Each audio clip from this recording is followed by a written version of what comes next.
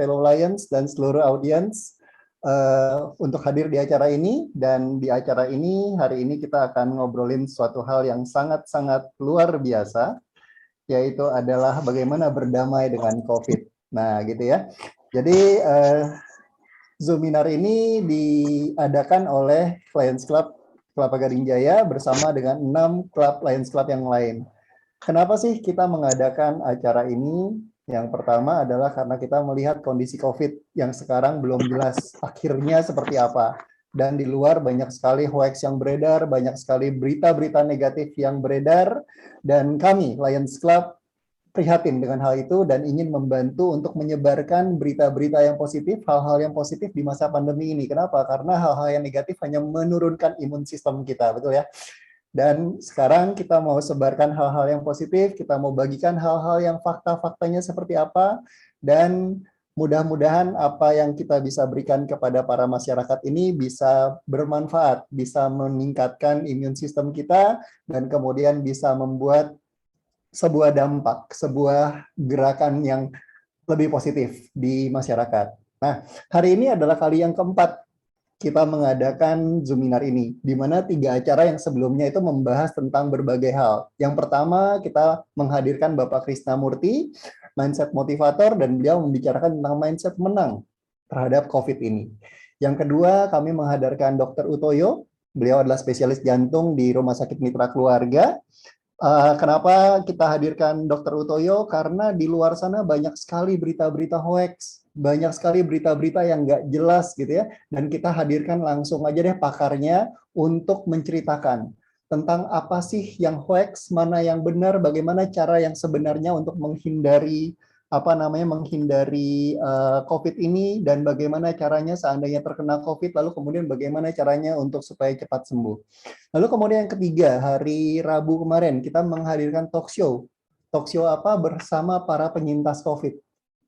Kenapa kita hadirkan para penyintas COVID? Karena mereka adalah orang-orang yang sudah berpengalaman, ya. Kalau boleh dibilang pengalaman. Berpengalaman untuk apa? Untuk mengalami, gitu ya. Mereka terpilih sebagai penderita COVID, tapi mereka sudah berhasil menang. Dan kita ngobrol-ngobrol tentang apa yang sudah mereka lakukan, supaya apa tujuannya? Tujuannya adalah memberikan gambaran bahwa ternyata COVID ini tidak selamanya perlu ditakutkan, tapi kita perlu menjaga dan bagaimana cara kita menjaganya. Nah, hari ini adalah hari yang akan luar biasa banget. Kita akan membahas topik yang tidak kalah menariknya, yaitu adalah apa? Yaitu adalah berdamai dengan COVID. Nah, itu menarik banget ya. Nah, sebelum saya lanjutkan, saya mungkin mau tahu dulu, di antara para audiens, adakah yang apakah memang member Lions atau ada juga teman-teman yang non-member Lions? Kita mau kenalan dulu gitu ya, karena saya kan nggak kenal dengan semuanya. Saat ini sudah ada 49 peserta, saat ini mungkin dari 49 ini kira-kira siapa sih yang sudah member atau siapa sih yang baru pertama kali dengar tentang Lions Club gitu ya? Boleh sharing di kolom chat gitu ya, di kolom chat, dan kemudian cerita, saya member Lions dari klub mana, atau saya belum jadi member Lions, saya belum tahu tentang Lions Club, boleh di-share di kolom chat gitu ya, biar kita tahu. Nah, jadi sekarang biar interaktif, zaman dulu interaktifnya adalah dengan angkat tangan dan kemudian kita ngomong, tapi kalau sekarang interaktifnya adalah dengan cara permainan jari, permainan jempol gitu ya. Oke, Lion Eric adalah member dari Lions Zenith Cyber. Oke, yang lain gimana nih? Baru satu dari 50, masa cuma ada satu yang ada jempolnya gitu ya. Oke, ada KW Jenny, terus ada siapa lagi? Jadi di sini kita saling kenalan gitu ya. Sukses untuk panitia, terima kasih dari CJ Cosmopolitan. Oke, Daneswara, Lion Aditya. Oke, kebanyakan adalah member Lions gitu ya. Oke, tapi saya percaya bahwa di antara teman-teman semua juga ada yang belum kenal dengan Lions. Makanya saya mau cerita juga tentang Lions sedikit. Jadi sebelumnya Lions Club itu adalah sebuah organisasi kemanusiaan. Dengan saat ini kita punya lebih dari 1,4 juta relawan di seluruh dunia, ya, 1,4 juta relawan di seluruh dunia, dan saat ini sudah hadir di lebih dari 200 negara. Misi kami adalah untuk memberdayakan para relawan untuk melayani masyarakat, memenuhi berbagai kebutuhan kemanusiaan, untuk mendorong tercapainya perdamaian dan mempromosikan pengertian antar bangsa melalui Lions Club. Nah, jadi visinya Lions Club itu memang luar biasa banget, yaitu visinya Lions Club adalah untuk untuk menjadi pemimpin global dalam kegiatan pelayanan masyarakat dan kemanusiaan. Saya pribadi belum lama join di Lions Club, baru sejak 2017 kemarin. Dan sebelum saya join di Lions Club, yang saya tahu adalah Lions Club itu adalah organisasi kemanusiaan yang terkenal, internasional, dan yang saya punya bayangan adalah Lions Club itu adalah klubnya orang-orang kaya. Wah, tapi ternyata pada saat saya masuk, isinya sangat beragam, gitu ya. Tapi ada satu yang sama, yaitu adalah apa? Para anggota Lions adalah orang-orang yang sangat peduli pada masyarakat dan tidak takut untuk turun ke lapangan. Sebagai salah satu kegiatan kami yang terakhir adalah beberapa hari yang lalu ada kebakaran di Keagungan, di Kelurahan Keagungan di Jakarta Barat gitu ya. Dan hari ini kebakaran, besok paginya itu pagi-pagi sekali tim Lions Club sudah sampai di lokasi, sudah bawa tenda, sudah bawa bantuan, sudah bawa apa namanya makanan segala macam-macam, udah turun ke lapangan dan langsung turun membantu korban-korban kebakaran. Jadi ini luar biasa banget. Nah, jadi itu sekilas tentang Lions Club untuk teman-teman yang mungkin masih belum kenal. Nah, setelah ini kita akan lanjut dulu dengan acara malam ini. Kayaknya tidak lengkap kalau misalkan presiden dari klub Kelapa Gading Jaya tidak hadir untuk memberikan sambutan gitu ya. Jadi saya minta untuk teman-teman memberikan aplaus secara virtual kepada presiden dari Lions Club Kelapa Gading Jaya, Presiden Lili Linus. Silakan Pres Lili.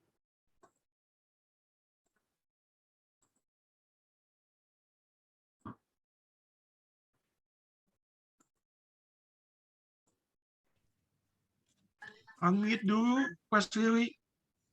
Oke, sudah unmute.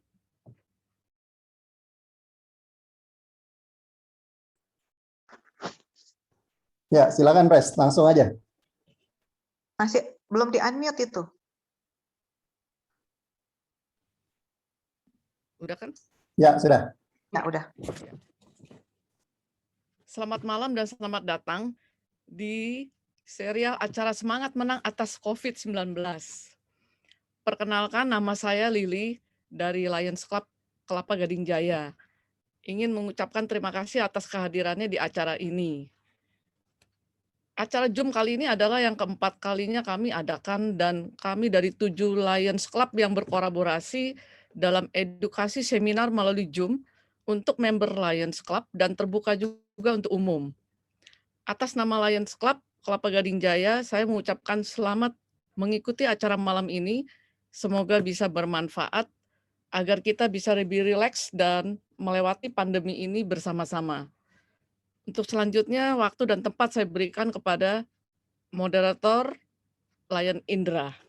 Terima kasih. Yes, terima kasih Pres Lili. Beliau adalah presiden dari klub Kelapa Gading Jaya.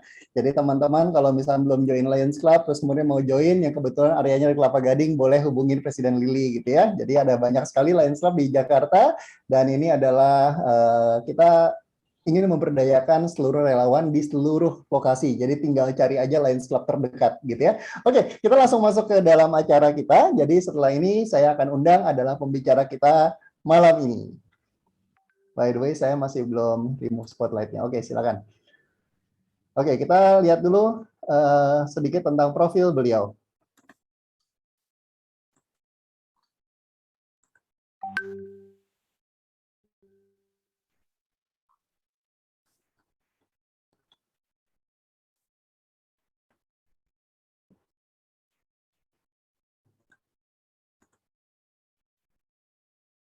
Ya, oke. Jadi teman-teman sekalian, pembicara kita hari ini adalah Lion Benny, Presiden Benny Paloti dari Lions Club Elysium. Dan beliau ini ternyata selain jadi presiden di sebuah Lions Club, ternyata beliau juga punya banyak sekali pengalaman gitu ya. Banyak sekali pengalaman sebagai financial market analyst, terus kemudian business development strategist, kemudian entrepreneur dan sociopreneur, lalu kemudian investor juga, dan kemudian ada beberapa yang menarik nih. Beliau adalah practitioner dari hipnoterapi, lalu kemudian life coach analis. Apa sih life coach analis? Ya, jadi life coach analis ini ternyata adalah seorang analis seperti analis gitu ya, yang melihat berbagai data, tapi data yang dilihat adalah apa? Life coach. Life code itu apa sih? Bisa disebut sebagai kode langit atau program bawah sadar yang tertanam menggunakan analisa tanggal lahir Jadi berdasarkan apa? Berdasarkan ada astrologi Barat, astrologi Cina, dan India. Jadi itu digabung jadi satu, dan kemudian jadi masing-masing dari kita menurut Life Code ini adalah sudah punya program gitu, dan beliau bisa memetakannya. Lalu kemudian beliau juga adalah Uwei Healing Coach. Jadi hari ini kita ngomongin tentang Uwei. Nah, Uwei itu apa? Ntar kita bahas gitu ya. Uwei Healing Coach itu adalah memiliki program terapi berbasis filosofi Uwei. Filosofi Uwei itu apa sih? Filosofi Uwei itu kalau saya baca-baca sebelumnya adalah filosofi action of no action. Wah, bingung ya.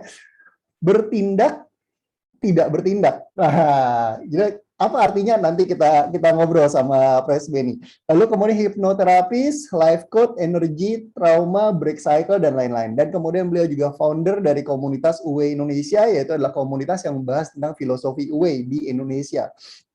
Jadi kayaknya kalau kita ngomongin Uwei atau filosofi of flow atau the act of no action tadi, ini adalah orang yang paling tepat untuk kita ajak ngobrol. Dan hari ini beliau akan ngomongin tentang Uwei, bagaimana berdamai dengan COVID, bagaimana kita bisa seiring dengan alam gitu ya, dengan ngomongin adalah kita dalam kaitannya dengan pandemi COVID kali ini. Oke, kita sambut bersama adalah Presiden Benny Palotti. Silakan.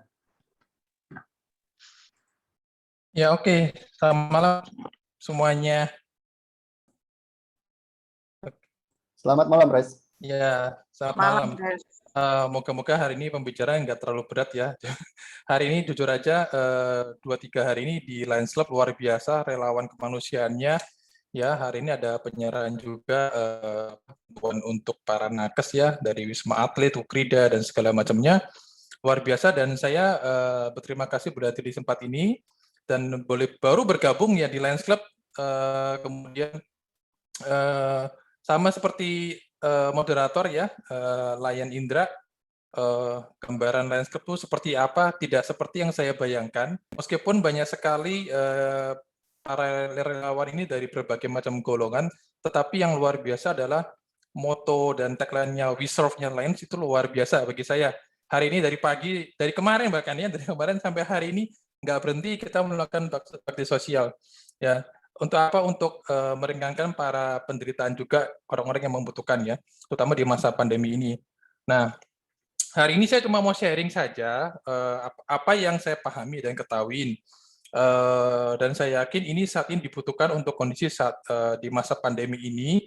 Kenapa? Nanti kita akan bicara tentang filosofi Wu-Wei, kenapa kita harus nge-flow ya. Oke, kita mulai dulu. Oke, saya bukan orang pintar bahasa Mandarin, jadi penyebutannya Wu-Wei atau Wu-Wei juga kita baca mungkin dengan lidah orang Indonesia ya. Wu-Wei, philosophy of flow, jadi filsafat untuk mengalir supaya kita bisa berdamai dengan COVID. Oke. Unknowing and ignorance of universal law are the root of all suffering. Jadi ini yang saya pahami kesimpulannya, kenapa ada penderitaan, kenapa ada penyakit, kenapa ada ketidakbahagiaan, semuanya adalah dimulai dari karena tidak tahu, ya. Kemudian karena tidak tahu, maka tidak peduli. Kalau semua orang tahu bagaimana menjadi bahagia, kalau semua orang tahu bagaimana menjadi sehat abadi, tentu saja tidak ada namanya penyakit, tidak ada namanya penderitaan. Tapi kadang-kadang karena tidak tahu, maka akhirnya tidak peduli.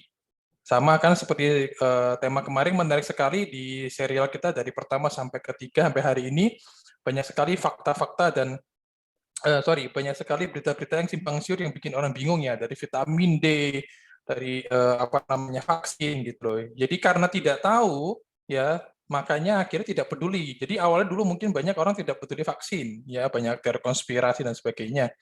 Jadi akhirnya sekarang mungkin pada menderita ya, gitu loh. Ya kemarin bagus di penjelasan Dr. Utoyo waktu kita bicara fakta dan hoax, bahwa vaksin, orang divaksin itu justru malah meringankan ketika terkena COVID karena daya tahan tubuh sudah meningkat. Jadi kemarin juga ada testimoni seorang bapak yang sudah berumur juga, dia sudah vaksin 2 kali. Dan Dr. Otoy bilang, untung Bapak divaksin. Ya, kalau tidak mungkin sekarang sudah ada di rorotan kan gitu loh. Nah, itu loh ngerinya kenapa saya menyimpulkan bahwa ketidaktahuan dan ketidakpedulian akan hukum-hukum yang bekerja di alam semesta, terutama itu adalah akar dari segala penderitaan. Sama juga, contohnya adalah kalau kita seorang anak kecil ya, kita tidak tahu ada namanya hukum gravitasi, ya, tidak dikasih tahu hukum apa tuh hukum gravitasi. Bayangkan dia berjalan di lantai 10, lalu dia coba turun ke bawah karena dia tidak tahu, cukup berbahaya. Jadi itu dimaksud dengan ketidaktahuan, akhirnya itu mampu menimbulkan banyak penderitaan dan problem dalam kehidupan. Oke, hari ini kita akan lebih banyak tentang hukum-hukum universal yang berlaku, yang akan sangat berefek dalam bidang kesehatan, relasi dengan hubungan dengan manusia, pasangan, dan sebagainya. Cuman hanya menggunakan prinsip-prinsip dasar ini saja. Karena dengan cukup kita memahami ini, kita mungkin akan mampu menyelesaikan banyak perkara, terutama juga masalah kesehatan. Oke, apa itu Wu Wei? Ya. Nah, ayo kita praktek. Supaya tema hari ini lebih interaktif ya, saya mohon kerjasama dari teman-teman juga. Silakan boleh jangan di-mute ya.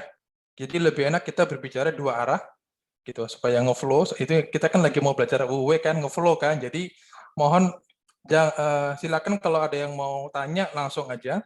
Jadi kita supaya interaktif, mengalir ya, bukan satu arah. Kalau satu arah ini jadinya tidak UW, bahasanya begitu loh ya. Nah, bagaimana prakteknya? Oke, silakan teman-teman kita mulai dengan latihan bernafas. Siap? Ayo dibuka dong suaranya, silakan. Siap. Oke, ini saya stop share dulu. Oke, kita lebih interaktif. Oke, apa sih Wu Wei? Kita praktek ya. Oke, siap ya. Latihan Wu Wei itu adalah yang pertama adalah kita latihan bernafas. Nafasnya panjang apa pendek? Nah, nanti saya aba-aba. Oke ya. Siap? Siap. Oke, silakan tarik nafas. Saya hitung. 1, 2, buang, lepaskan. 1, 2. Oke, tarik nafas lagi. 1,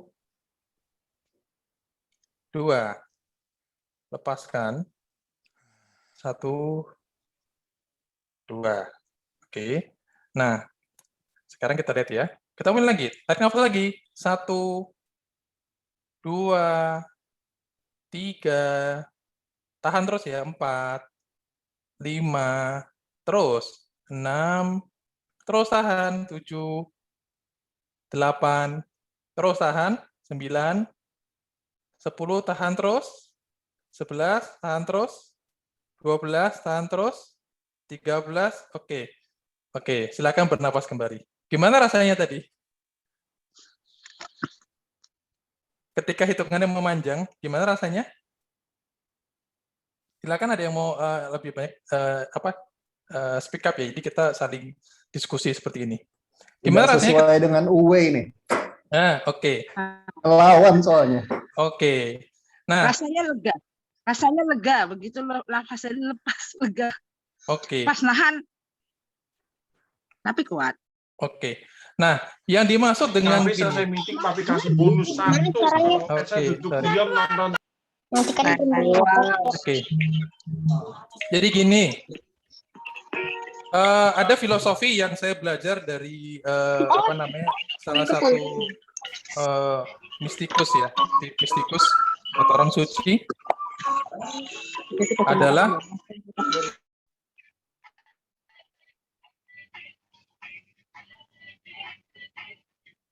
Santo Thomas Aquinas.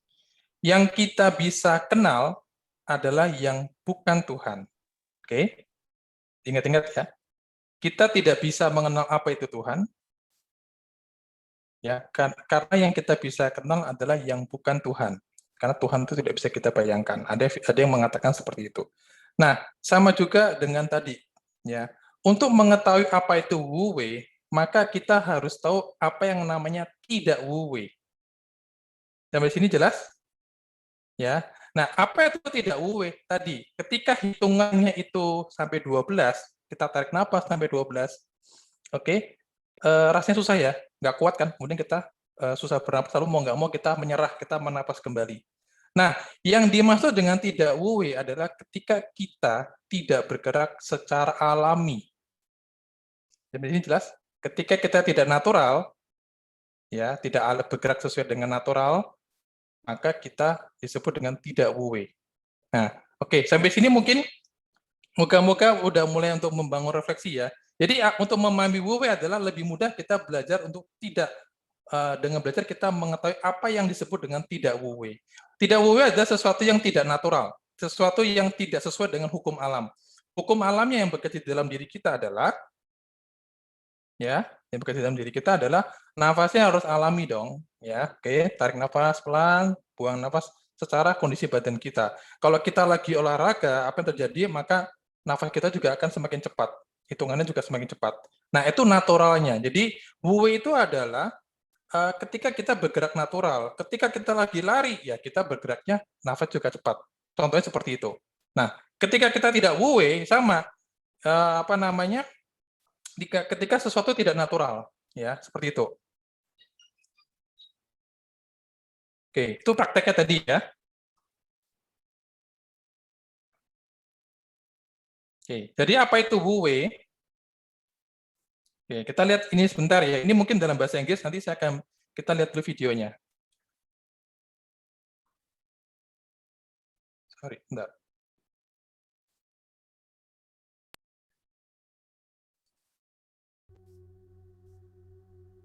Jelas suaranya ya? The common translation of wuwei is non-action. However, a better translation is the action of non-action or action without intent. This seems paradoxical and may be misinterpreted as apathy or laziness. However, in the context of Taoist scripture, it means to not go against nature or to not force something to happen. Thus, one action does not mean that we just sit down and nothing. Of course, we have to act, but those actions should be in accordance with the Tao or the way. It is the same as going with the flow, not dragging your heels or trying to turn back the tide. These are all common sayings that broadly explain the concept of wuwei. Water is mentioned numerous times in the Tao Te Ching to explain the concept of wuwei. It is suggested that humans ought to be like water, for it is obedient and flexible, yet it always seems to overcome things with strength and hardness. It does this through a patient and tactical submission to the laws of nature. Similarly, humans must also be able to adapt themselves to their environment and act according to the way nature encourages. Alan Watts uses the example of a sailing boat. He explains that rowing is a rather thoughtless way of pushing a boat across the water. This is because it requires immense strain and hardship to move against the current of a body of water. On the other hand, sailing uses the forces of nature, namely the power of the wind, to skillfully move and maneuver the boat. Rather than going against nature, sailing requires that you flow through nature effortlessly.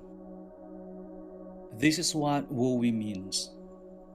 That is, recognizing the forces of nature and acting accordingly. Wuwei, therefore, is the act of letting yourself follow the Tao.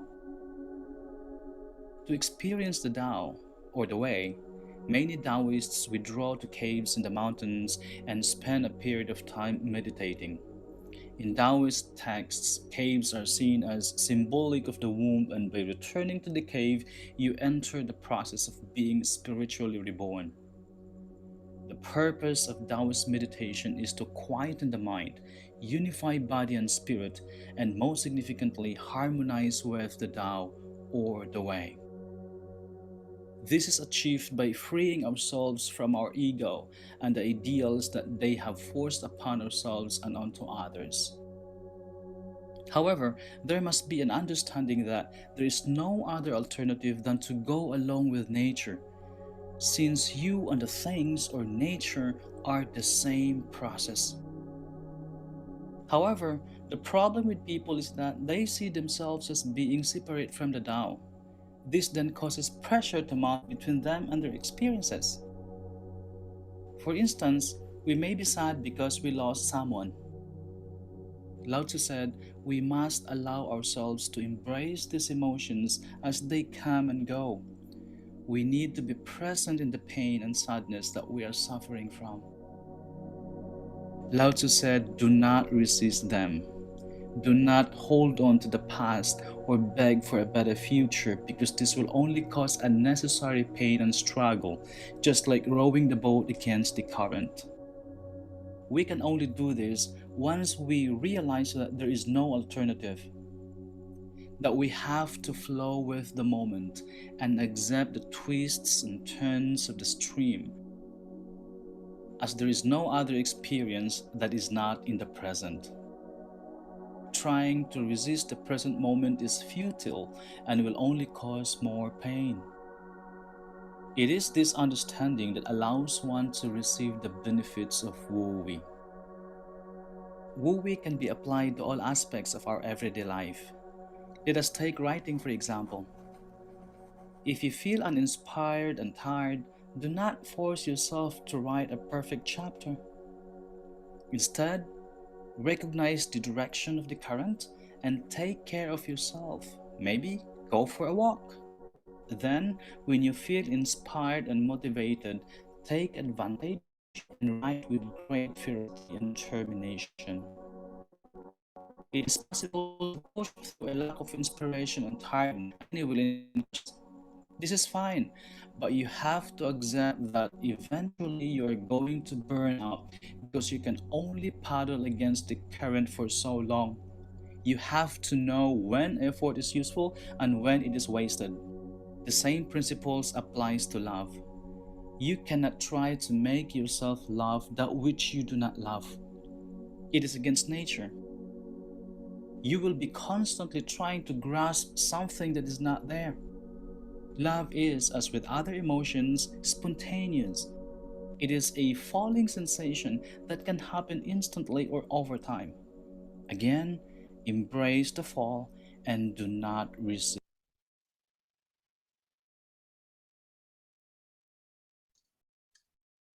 Oke. Semoga jelas ya. Lihat YouTube-nya tadi. Semua sebenarnya yang mau saya sampaikan adalah sekarang sudah eranya adalah informasi bertebaran di mana-mana. Cuma pertanyaannya adalah tidak ada yang mengasih tahu bahwa ada informasi yang penting. Karena tidak ada yang mengasih tahu, ya akhirnya banyak yang tidak peduli tentang informasi tersebut. Ya, sudah ada di Google. Silakan cari sendiri dengan filosofi Wu Wei dan segala macamnya, semua sudah ada di Google. Oke, jadi Wu Wei adalah, kalau saya mau analogikan adalah seolah-olah kita itu berselancar. Jadi kita ada di atas selancar, ya surfing, ya. Jadi kita membiarkan kitanya hanya menumpang saja, menumpang apa? Menumpang energi potensial dari alam, ya. Sama seperti orang tadi ada ceritanya tentang kapal, ya, mengikuti angin, biarkan dibawa angin, ya. Makanya dengan filosofi tadi, ketika kita bisa, mungkin bahasa tepatnya adalah pasrah, ikhlas, kita membiarkan kita dibawa oleh kekuatan itu, apapun namanya ya, entah kita bilang kekuatan alam semesta, ada yang bilang itu Tuhan, ada yang bilang itu mekanisme alam, apapun itunya, apapun istilahnya ya. Jadi ketika kita bisa Wu Wei adalah kita berusaha seperti ini ya, seperti di gambar ini, kita berselancar, menumpang ombak, ya, menumpang ombak. Makanya disebut tadi ada moderator lain Indra bilang action of non-action. Action of non-action adalah sama seperti ini, ketika kita ada di selancar, sebenarnya kan kita sama sekali tidak melakukan usaha apapun ya. Kita hanya digiring saja, ya. Nah, itulah ketika kita bisa menyatu dengan dia, siapapun namanya, dengan berbagai macam keyakinannya, maka yang terjadi adalah kadang-kadang kita digiring pada sesuatu tempat yang membuat kita aman, selamat, sehat, dan kadang-kadang luar biasa. Nah, ini adalah namanya disebut dengan filosofi of flow, kita mengalir. Ya, bagaimana kita bisa mengalir? Ya, kadang-kadang hasilnya jauh lebih maksimal. Nah, pandemi yang kita alami ini adalah contoh nyata. Semua yang kita planning dengan otak kita, dengan pikiran kita sekarang berantakan. Oke? Ya. Nah, makanya bagi teman-teman, bagi semua orang yang tidak bisa ngeflow, tidak bisa mengalir, ini yang akhirnya lebih gampang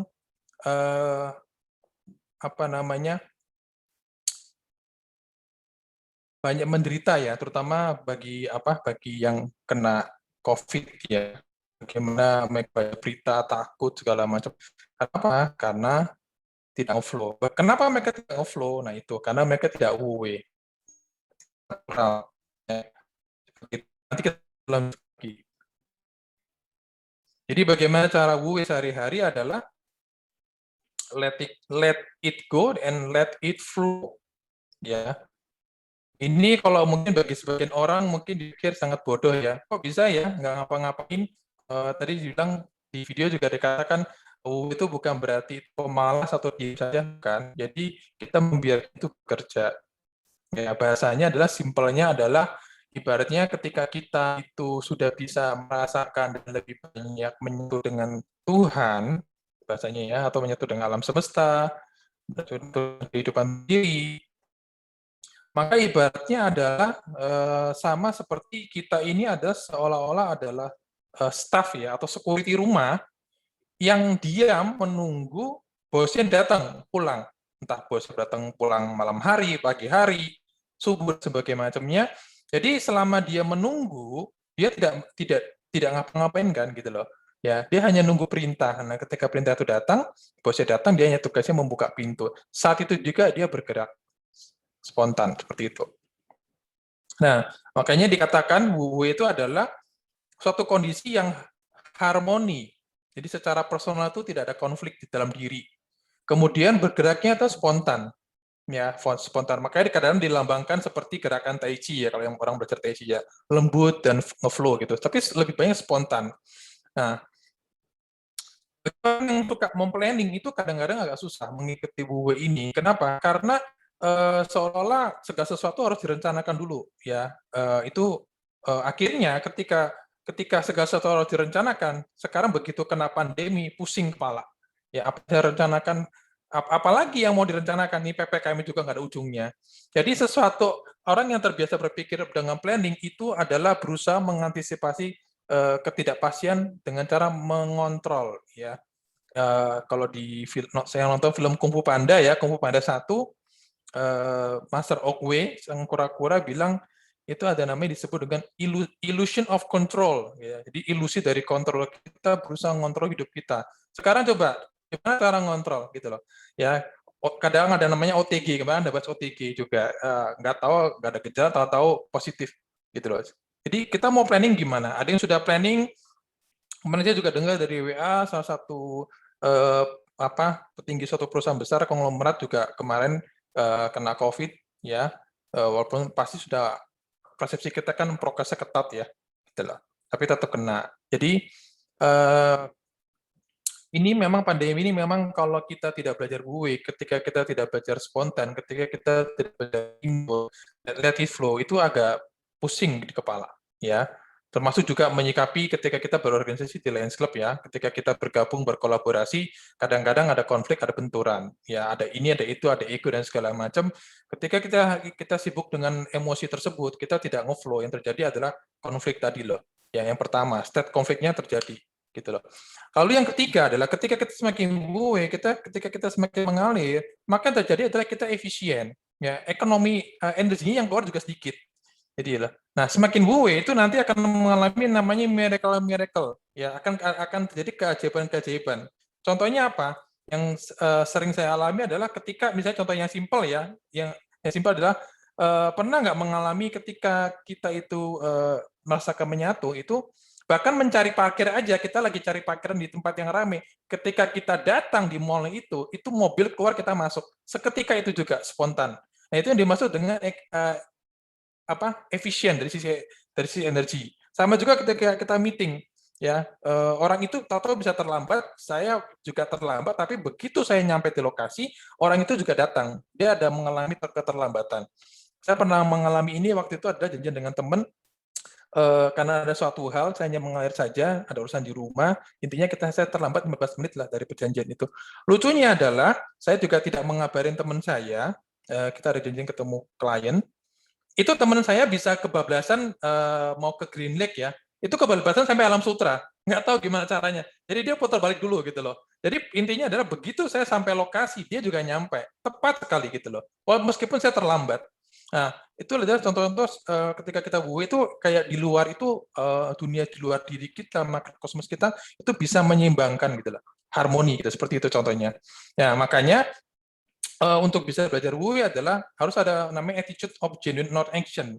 Jadi ini memang tidak mudah ya memahami ini karena ketika orang itu tidak terlalu banyak berpartisipasi dalam perkara manusia, itu artinya kita membiarkan alam yang bekerja, atau kita membiarkan kehidupan yang membawa kita, ya itu baru harmoni. Nah, bagaimana caranya? Tidak mudah dipahami dalam waktu singkat, kita belajar teori dulu. Oke. Nah, bagaimana harmoni dengan COVID-19? Oke. Untuk bicara harmoni dengan penyakit, dengan COVID, dan segala macamnya, ya, oke, saya akan masuk dulu dengan teori metafisik Cina ya, karena ini adalah menurut saya cara termudah untuk memahami kehidupan itu sendiri. Karena ilmu yin yang mungkin sering dengar ya, ilmu yin yang atau dualitas ya, itu adalah ilmu yang untuk orang zaman dulu itu ribuan tahun yang lalu. Ini ilmunya sudah ribuan tahun yang lalu, mungkin puluhan ribuan tahun yang lalu itu sudah mempelajari ini karena mereka mengamati bagaimana alam itu bekerja. Ada suatu misteri-misteri. Makanya mereka membuat simbol itu ya. Yin itu dilambangkan feminin, yang itu dilambangkan maskulin. Jadi ini ada dua kutub yang berbeda yang menggerakkan kehidupan. Nah, yin yang ini juga ada di dalam diri kita.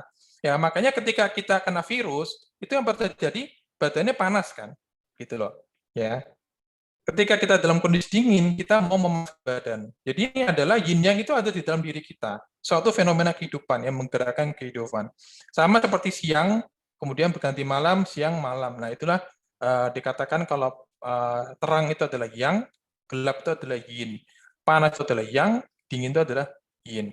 Nah, ini adalah dua kutub. Kemudian kita bicara tentang 5 elemen. Jadi ada api, tanah, logam, air, dan kayu. Ini adalah untuk menjelaskan fenomena yang ada di alam. Ya. Nah, ini yin yang ya. Oke. Sementara ini saya memahami bahwa saya percaya bahwa ini adalah suatu kodrat atau suatu tatanan semesta atau suatu hukum yang bekerja di alam semesta. Ketika ini tidak sesuai dengan kodratnya, tidak sesuai dengan tatanannya, seringkali penderitaan itu muncul, baik kesehatan, baik hubungan dengan pasangan suami istri, maupun dalam bisnis dan pekerjaan. Ini adalah kita bicara tentang fenomena dualitas, kodrat. Ya, yaitu apa? Secara alami, secara kodrat, maka dikatakan bahwa yin itu adalah lambang wanita, biasanya adalah sifatnya lembut, feminim, dan pasif. Yang itu adalah lambang pria, biasanya lawannya juga, kalau wanita berarti lawannya adalah pria, kalau lembut berarti yang itu adalah kasar, kalau feminim berarti pria lawannya adalah maskulin, dan kalau pasif berarti laki-laki lebih cenderung aktif, makanya wanita lebih cenderung feminin dan pasif. Nah, ini adalah suatu kodrat. Nah, saya mengamati ketika saya bertemu dengan banyak orang, ketika kita bahas hal ini ya, seringkali yang terjadi adalah apa yang dimaksud dengan harmonis. Harmonis adalah ketika semuanya seimbang dan balance. Nah, ketika terjadi ketidakseimbangan, yaitu adalah saya mau bilang adalah tidak sesuai dengan hukum-hukum dualitas ini. Ya, ada banyak cerita bahwa kadang-kadang suaminya itu feminim, terlalu lembut, pelan, biasanya akan ketemu dengan pasangannya biasanya ya wanita istrinya adalah cenderung kebalikannya. Jadi itu yang saya sebut kadang-kadang ketidakharmonisan itu terjadi adalah ketika tidak sesuai dengan kodrat ini loh, berdasarkan hukum ini. Ya, kadang-kadang saya bahasa istilahnya adalah, mohon maaf kalau mungkin kurang tepat, jadi saya bilang suami feminim, istri maskulin. Jadi ketika istri lebih dominan, yang terjadi adalah itu akan terjadi namanya pertarungan energi di dalamnya, seringkali konflik itu terjadi di situ. Ya. Oke. Nah, ini adalah siklus produktif ya. Tidak perlu dihafalkan, saya cuma menunjukkan saja bahwa ini ada teori dengan menggunakan 5 elemen ini adalah suatu keseimbangan. Ya, karena tadi ada 5 ya. Contohnya gimana? Analogi gini. Ini disebut dengan siklus menghasilkan produksi. Ya, searah dengan jarum jam berputarnya ke kanan, ya kan? Nah, ini dimaksud adalah titik harmonisasi. Ketika ini bergerak ke kiri, berlawan jarum jam, maka dikatakan polanya adalah tidak harmonis. Oke, contohnya adalah gimana ketika terjadi harmonis itu dengan siklus produksi ini. Api dilambangkan contohnya adalah gunung berapi. Ketika gunung berapi itu meletus, seringkali pernah dengar ya, tanah menjadi subur ketika kena lava dari gunung berapi, betul? Jadi api menghidupi tanah, ya. Kemudian di dalam tanah ya itu ada logam atau mineral, maka dikatakan logam itu tanah itu adalah menghasilkan logam. Nah, logam dibakar dengan api, dia akan menjadi air. Ya, air ya itu menghidupi kayu, ya tanaman. Kayu dibakar jadi api. Jadi inilah siklus menghasilkan. Ya. Nah, siklus 5 elemen ini pun ini adalah ada di dalam organ dalam tubuh kita. Nah, nanti kita akan bahas selanjutnya. Kemudian dalam siklus dengan hanya tetap menggunakan 5 elemen ini, kita katakan siklusnya adalah siklus merusak. Ya, ini ada teorinya juga. Yang saya katakan ini ada bukunya semua ya, ada literaturnya, bukan kata saya. Saya cuma menjelaskan saja. Jadi api, siklus merusak adalah api itu menghancurkan logam. Jadi kalau paling gampang saya mulai dari kiri dulu nih. Orang sudah tahu ya, cara memadamkan api adalah menggunakan air. Nah, kalau menggunakan teori ini, cara mengalahkan logam adalah dengan api. Makanya logam dibakar menggunakan api. Ya, tidak bisa dengan kayu, tidak bisa dengan tanah, tidak bisa dengan air. Dia perlu api untuk mengalahkan logam. Masuk akal ya, ini ilmu alam nih soalnya. Oke. Nah, lalu logam itu zaman dulu itu menggunakan kapak untuk menghancurkan kayu, batang kayu. Lalu akar kayu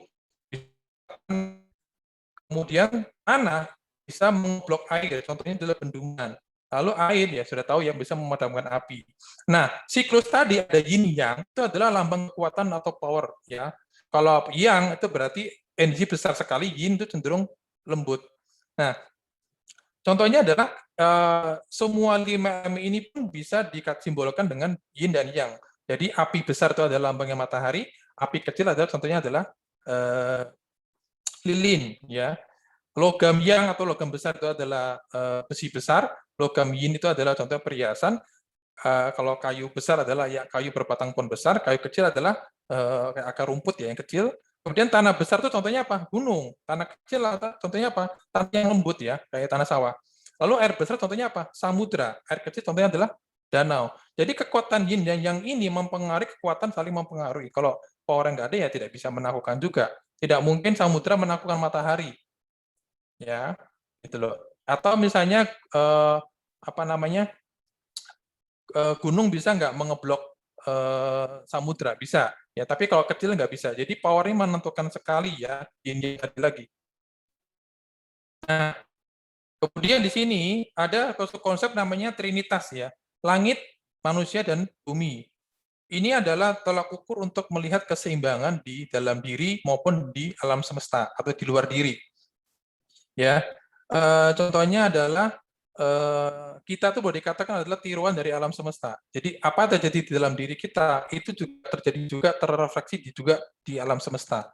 Ya, disebut dengan ini ada self consciousness, ada collective consciousness. Jadi kesadaran pribadi dan kesadaran kolektif. Makanya ketika semua orang, nah ini loh teknologi ketika tidak digunakan dengan bijak, media ini sangat menentukan sekali mempercepat proses ya. Ketika itu berita-berita ketakutan untuk menyebar itu lalu jadi yang awalnya jadi kesadaran pribadi jadi kesadaran bersama. Nah, memviral membesar energinya. Nah, itu mempengaruhi banyak hal. Ya, akhirnya faktor artnya membesar juga ketakutannya. Ya, kemudian Heaven itu bicara tentang timing, waktu. Seringkali tadi dikatakan ada namanya life code ya. Jadi dengan kita menghitung tanggal lahir, kita tuh membaca sebenarnya Tuhan tuh ciptakan saya tuh program bawah sadarnya apa. Ya, yang ikut kelas life code mungkin akan cukup jelas ya, bahwa ketika kita hitung tanggal lahir, ternyata kita punya karakteristik tertentu. Contohnya yang mungkin lebih mudah jelasnya adalah orang yang saya kemarin ada share juga di salah satu grup ya, orang lain yang tanggal lahirnya adalah 9, 18, 27, itu dikatakan punya angka 9, itu cenderung dia punya punya personality itu mudah meledak-meledak emosinya, marah. Kenapa? Karena dari teorinya itu ada, yaitu dia dilambangkan dengan planet Mars ya, panas api gitu loh. Jadi kadang-kadang itu bisa meledak, marah gitu ya. Tapi kadang-kadang bisa baik banget gitu loh, cepat kasihan sama orang. Jadi emosinya naik turun. Jadi pertanyaannya adalah kalau yang saya katakan teori itu benar, berarti sebenarnya kita ini kena program kalau bahasa saya. Jadi saya membaca astrologi bukan dalam arti ini ilmu meramal, tapi lebih canggih lagi adalah kita membaca sebenarnya manusia ini kena program dari alam, yaitu membaca namanya kita unlock kode langitnya. Untuk apa? Nanti ada hubungannya ya. Ada hubungan dengan apa? Ada hubungan dengan kejadian di pandemi juga. Nanti kita akan bicara. Jadi ini adalah keseimbangan tiga ini penting sekali. Ya, kenapa langit menentukan? Contohnya adalah karena kita bicara waktu. Ya, tidak mungkin kan setiap hari matahari terus ya, nggak mungkin kan? Pasti berubah jadi malam. Makanya waktu penting, menentukan. Oke, manusia tidak bisa kontrol waktu langit. Dan manusia itu mengontrol bumi, ya. Tapi bumi bisa nggak dikontrol? Ya dia hanya bisa pindah, ya. Dia tidak bisa mindahin gunung, dia tidak bisa mindahin samudra. Oke, jadi manusia ini sebenarnya adalah kalau Leonardo da Vinci lihat bentuknya, kalau orang tahu simbolnya Leonardo da Vinci, itu manusia itu seperti terentang antara langit dan bumi, ya. Seperti itu. Nah, kita hanya bisa mengontrol manusianya. Kita tidak bisa mengontrol waktu, kita tidak bisa mengontrol bumi itu. Kita hanya bisa mengontrol diri kita sendiri. Makanya manajemen penting. Ya, tapi ini dibutuhkan wisdom untuk menyeimbangkan. Ya, makanya kenapa pengetahuan itu penting. Kalau tidak tahu berbahaya. Itu saya bilang. Karena tidak tahu akan hukum-hukum yang bekerja, makanya seringkali kita sering nabrak aturan, nah situlah akan jadi celaka. Ya, seperti itu. Di dunia manusia saja ada lampu merah. Ya, sebenarnya ada juga lampu merah yang tidak terlihat. Jadi kadang-kadang orang tidak mau belajar. Ya, oke. Nah, kalau kita bicara virus nih, ya ini WHO mendeklar nama official name itu tahun 2020, ya bulan 11. Oke, gejalanya itu ya sudah tahu orang ya tadi bagian selalu cek ya, kemarin dokter Utoyo bilang harus CT scan kalau mau cek benar-benar OTG atau enggak, paling gampang deteksi dari CT scan ada bercak di paru-paru. Oke. Nah, berdasarkan teori 5 elemen ya 2020 dan 2021 itu adalah disebut 2020 adalah tahun logam yang atau logam besar, logam positif. 2021 disebut dengan logam yin atau logam negatif atau logam kecil ya 2020 elemen logam ya, perhatikan ya. Sekarang kita masuk ke dunia di dalam diri kita. Jadi dari langit, dari faktor heaven tadi, langit timing tahun 2020 2021 adalah tahun logam ya secara teorinya. Nah, apakah itu mempengaruhi diri kita? Ya, lihatin ya. Setiap orang itu ada pola energi di dalam dirinya, ada program di dalam dirinya yang saya sebut dengan kode langit. Dan kita bisa hitung sebenarnya badan kamu tuh secara hitungan tanggal itu termasuk tuh orang apa? Orang logam kah, orang api kah, orang apa, segala macamnya. Itu nanti mempengaruhi tadi siklus tadi loh. Siklus menghancurkan, ya kan? Atau siklus kamu berputar berjalan jarum jam. Nah, itu nanti mempengaruhi organ di dalam tubuh. Karena 5 elemen ini pun juga ada di dalam tubuh kita. Jadi ini yang disebut ya, pengobatan Cina tradisional, itu mempelajari ini. Karena memang ini ilmu ribuan tahun sudah teruji. Ya, dan 5 elemen ini itu ada melambangkan organ dalam tubuh juga. Jadi kayak api itu adalah lambangnya adalah jantung dan usus kecil. Ada emosi juga, kalau negatif ini ada kebencian, ya ketidaksabaran. Makanya dikatakan kalau orang pakai warna merah wah orang api bersemangat ya. Berarti orang bersemangat secara tidak langsung kalau ketika negatif dia akan cenderung tidak sabaran juga. Ya. Lalu ada elemen tanah berwarna kuning atau itu dia ada lambang perut, ya pankreas juga gitu loh. Nah, rata-rata nanti kita tahu, nah lihat ini ya yang saya kotakin ini adalah logam. Logam itu lambang organik apa? Dikatakan di sini adalah paru. Ya, physical symptomnya adalah breathing problem. Jadi di 2020, 2001, karena elemennya logam, maka ketika dalam kondisi yang negatif, itu akan lebih banyak gangguan di seluruh dunia adalah berhubungan dengan paru-paru. Ya, kebetulan ya, nggak tahu cocokologi, tapi apapun yang saya sampaikan ini adalah saya lebih suka percaya 80%, 20% kita uji. Jadi bukan berarti apa yang saya katakan ini 100% tepat, tapi saya mau minta teman-teman adalah segala sesuatu diuji. Jadi bukan katanya, kita uji terus-menerus. Jadi yang saya sampaikan ini juga hasil pengujian yang cukup lama juga. Nah, lalu ada air itu adalah lambang ginjal, elemen kayu. Nah, ketika kita hitung, kita bisa tahu nih, kita termasuk orang apa dari tanggal lahir kita. Oke, kalau dia orang api, maka secara alami potensinya dia adalah 80% gangguannya pasti di jantung dan aliran darah. Nah, jadi ini nanti berhubungan dengan langit, bumi, manusia. Ada teori siklus tadi loh. Nah, siklus ini ada bisa siklus melemahkan badan, ada siklus bisa memperkuat badan, atau malah menghancurkan badan dari destruktif. Nah, dengan menghitung itu kita sebenarnya kayak membaca kapan mau ada namanya dengan orang membaca gerhana bulan atau bulan purnama secara tidak langsung kita tuh mempelajari kapan kita harus bersiap untuk menghindari pasang, ya kan? Nah, itulah pentingnya kita membaca tanda-tanda alam, ya, dengan timing tadi. Untuk apa? Karena itu tetap mempengaruhi manusia, gitu loh. Seperti itu. Ya. Oke. Lalu apa itu definisi kesehatan? Nah, menurut saya, pemahaman saya, yang dimaksud kesehatan itu adalah sama dengan harmoni. Jadi ketika kita harmoni atau selaras, ya maka ya semua bebas saja. Tapi ketika kita tidak harmoni, ketika kita tidak selaras langit bumi manusia, maka akan bisa menimbulkan berbagai macam hal, nggak hanya kesehatan, termasuk hubungan dengan lawan jenis, pasangan, keluarga, hubungan dengan pekerjaan, hubungan dengan relasi, semua hal, ya itu saling mempengaruhi. Ya, cuman kan banyak orang tidak tahu ya, yang dipikir saya gitu loh. Jadi saya adalah pusat alam semesta, padahal saya ini adalah bagian dari alam semesta, gitu loh. Jadi saling mempengaruhi. Tapi tentu saja tadi ya faktor langit dan faktor bumi kita tidak bisa kontrol. Jadi kita tuh kecil, jadi jangan merasa kita tuh hebat gitu loh. Yang saya mau sampaikan di sini gitu loh. Nah, ketika semua elemen kehidupan itu adalah balance, maka terjadi harmoni. Kalau dalam konteks ini kita bicara COVID, kita bicara adalah kesehatan. Ya, nah untuk menaikkan imun kita, ya kita cuma perlu melakukan kontrol di dalam diri. Kenapa? Karena kita tiru alam semesta. Ketika kita, contoh ya, ketika semua orang itu memberitakan sesuatu yang jelek, ketakutan, semua seluruh dunia terpengaruh. Oke, dan manusia itu memancarkan energi. Nah, energi ini kumpul menjadi satu, lalu mempengaruhi bumi itu sendiri. Jadi saling kena. Tapi bayangkan ya, ketika semua orang itu tidak ada konflik, damai nggak semua? Ya semua akan damai gitu loh. Ya bahkan mungkin COVID pun juga tidak ada. Ya, entah mau pada teori konspirasi orang bilang disebar dan segala macam ya, gitu.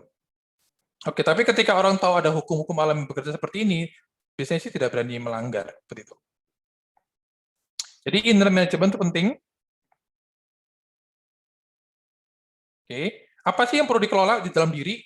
Kita hanya bisa mengontrol ini. Kita tidak bisa mengontrol langit atau di luar diri kita, baik lingkungan bumi maupun benda-benda langit ya. Ya, bulan kan kita bulan itu kan boleh dibilang sudah ada ilmu ilmiahnya ya. Ketika ada pergerakan bulan, air juga naik pasang. Jadi memang mempengaruhi. Termasuk juga mempengaruhi emosi. Jadi ilmu ribuan tahun lalu dengan menggunakan mempelajari fenomena di alam, mereka tuh berusaha untuk apa sih sebenarnya? Untuk lebih bijaksana menyikapi hidup ini gitu loh. Ya, termasuk juga biasanya kalau sudah memahami ini tidak mau merusak lingkungan, membakar dan segala macam karena mereka tahu ada sesuatu yang terjadi juga ke dalam dirinya sendiri. Makanya kita perlu kontrol dari tubuh, mind, emosi, energi. Nah, kemarin Pak Krisnamurti di serial pertama itu bicara tentang mind ya, apa yang kita yakini bisa terjadi. Nah, ini perlu dikelola. Kemudian di pertemuan kedua kita bicara dengan Dr. Utoyo, Fakir dan Hoak, kita bicara tentang body ya, bagaimana merawat tubuh kita di selama vaksin dan segala macamnya. Itu baru temanya tentang body ya, dokter ya, bicara medis, ini bukan bidang saya ya. Kemudian yang ketiga adalah kemarin tentang yang ketiga adalah tentang testimoni ya, para survivor ya. Ini bicara tentang yang ketiga, emotion. Dan lucunya adalah saya membawakan pertemuan keempat ini dulu, pertama saya di pertemuan keberapa saya lupa. Ya, jadi kegeser hingga baru bisa bicaranya adalah hari ini. Gitu. Sekarang saya baru perhatikan lucu sekali ya. Ini bisa berurutan gitu loh. Dari pikiran, kemudian Pak Krisna, tubuh bicara Dr. Utoyo, lalu testimoni survivor tentang emosi, bagaimana mereka merasakan emosi-emosi ketika selama isoman, ya, ketakutan segala macam. Dan hari ini saya bicara tentang energi. Jadi lucu ya. Jadi ketika saya mengalir itu, ini ngeflow-nya itu bisa harmoni gitu. Jadi berurutan. Ngeflow sekarang kita bicara tentang temanya adalah energi manajemen. Oke. Nah, ini saya bicara memanage itu ada dua, memanage secara manual atau memanage secara otomatis. Kalau manual itu artinya kita kerjakan sendiri dengan pikiran sadar. Tapi kalau manage otomatis kita menggunakan namanya teknologi. Contohnya adalah kenapa ini penting ya untuk saya sampaikan gini. Banyak sekali itu orang menyelesaikan sesuatu dengan manual dan itu tidak pernah beres karena tidak sampai akarnya. Kenapa? Karena akarnya itu ada di level bawah sadar. Contohnya begini, tadi ya kita sudah praktek ya, manusia berpikir, pikiran saya bisa kontrol, ya kan? Saya dengan pikiran sadar saya bisa melakukan segala sesuatu saya kontrol, berarti kan itu manual, ya. Contohnya apa? Saya mengangkat mouse, itu kan manual ya, saya sadar. Artinya ketika saya tidur, berarti kan saya tidak sadar, ya kan? Oke. Nah, sama juga tadi dengan bernafas. Ya, bernafas saya bisa dengan kekuatan sadar saya, manual saya bisa nahan napas. Tapi bisa nggak nahan napas 5 jam? Tidak bisa. Karena otomatiknya bekerja langsung di dalam tubuh kita. Bisa nggak kita dengan pikiran sadar kita, dengan kekuatan kita nih, wah orang bilang, wah saya bisa, ya, tadi saya bilang, wah bangga ya, saya pusat alam semesta, saya bisa kontrol hidup saya dengan obat, dengan uang saya, dengan power saya, hebat, merasa hebat ya. Oke, sekarang saya mau tanya, bisa nggak menghentikan jantung satu menit saja dengan kekuatan sadar? Tidak bisa. Bisa nggak kita tahan 5 jam? Tidak bisa. Bisa nggak kita berhentikan kita tidak bernafas? Atau bisa nggak kita tidak berkedip 5 jam?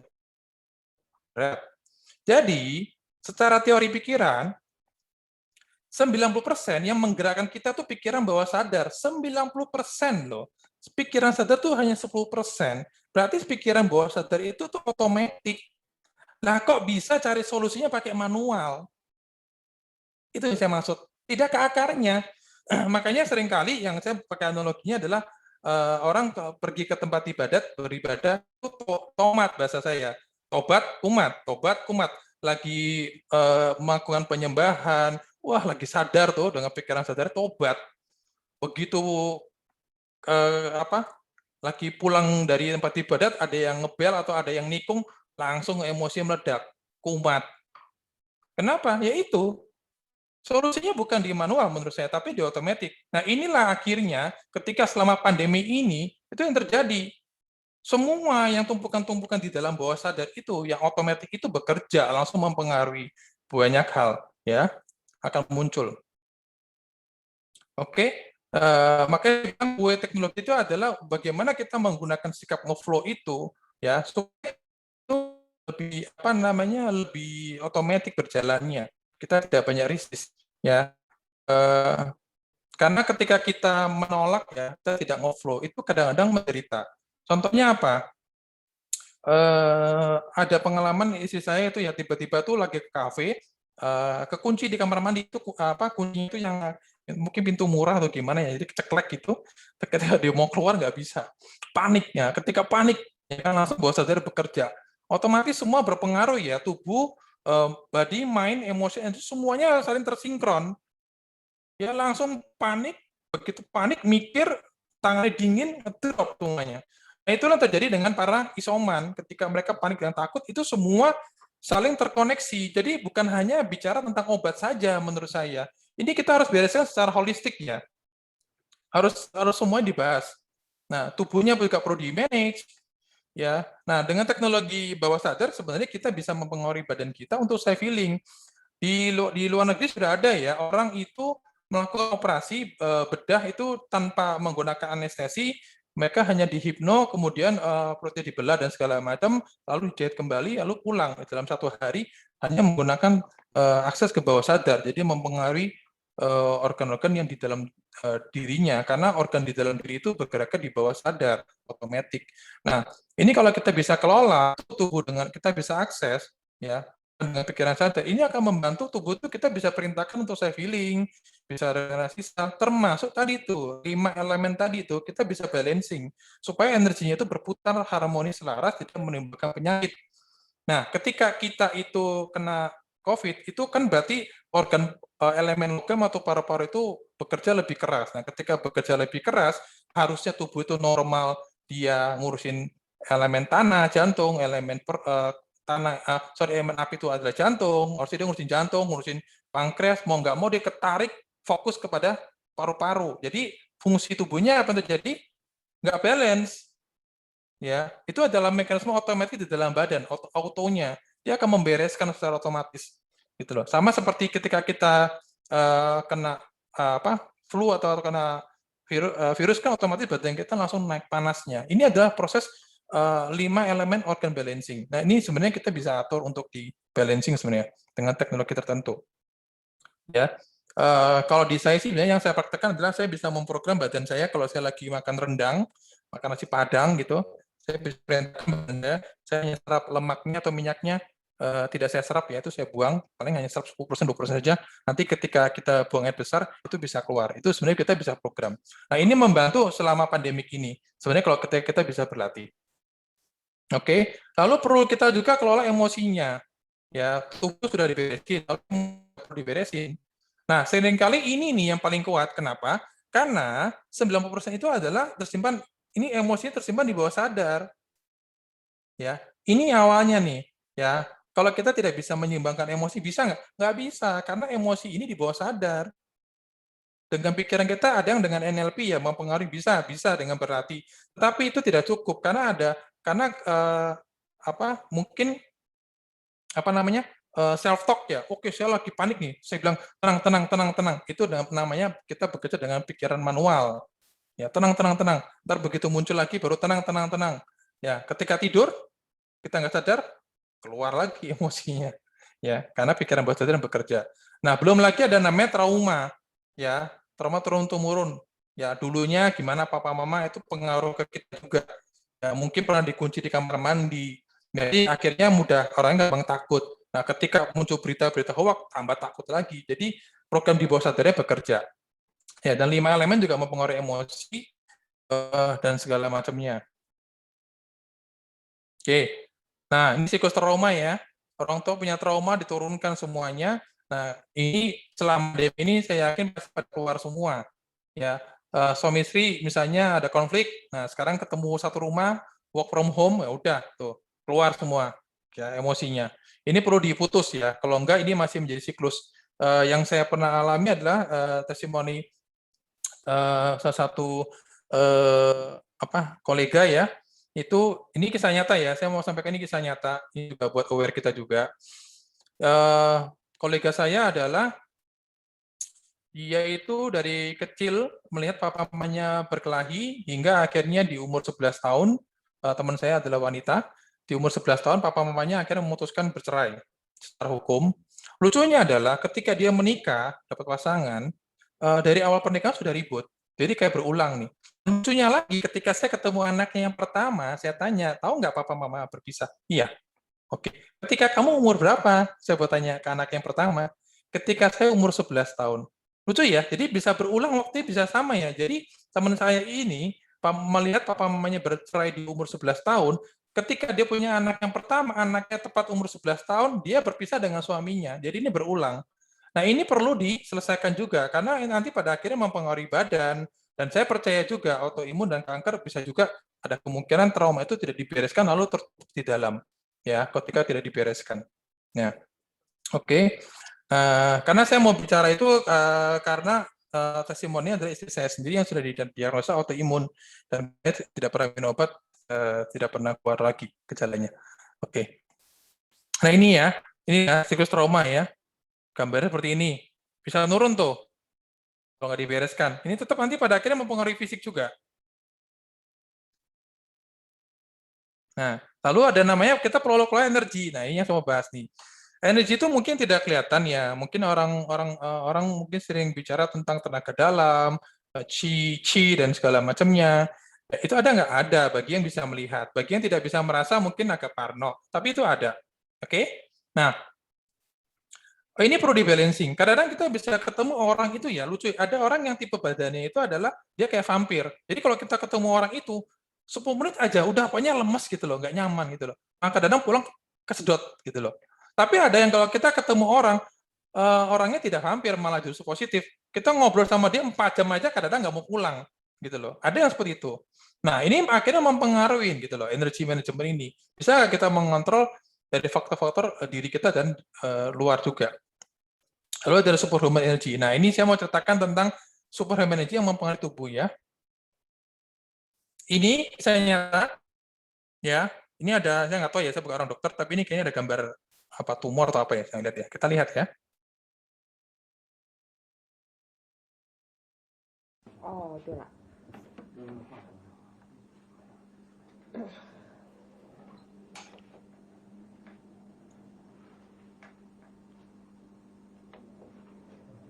这么一个肿块，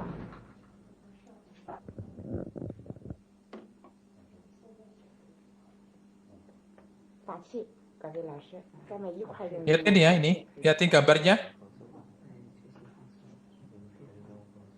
Ini menggunakan energi. Lihatin yang sebelah kanan.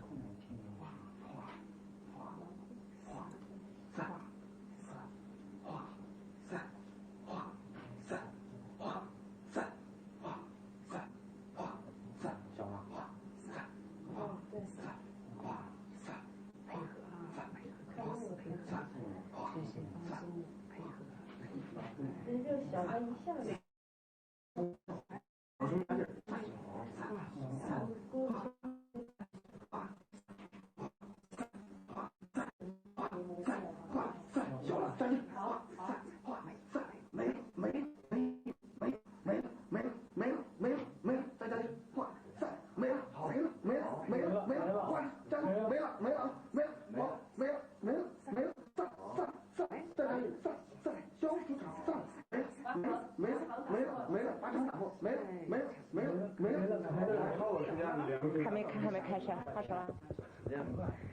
哎，这个左侧的一个肿瘤，刚才说了，我一会儿氧量多大？Sorry, sebelah kiri. 打气1分钟没了，哎，完全消失。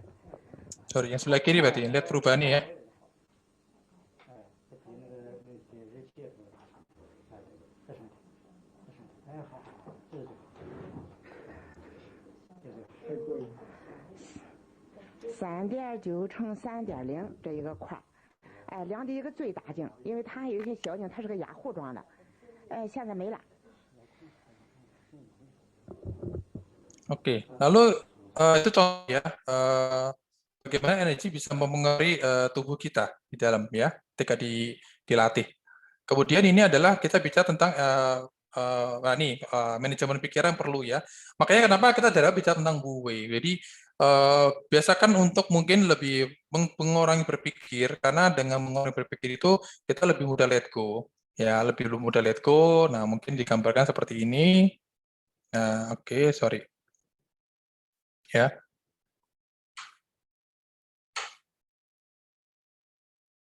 Oke. Nah, ini adalah Dr. David Hawkins ya, ini MD dan PhD ya, dia clinician juga, scientist juga. Dia ada menulis tentang suatu teori tentang ini ya. tabel level of consciousness kesadaran.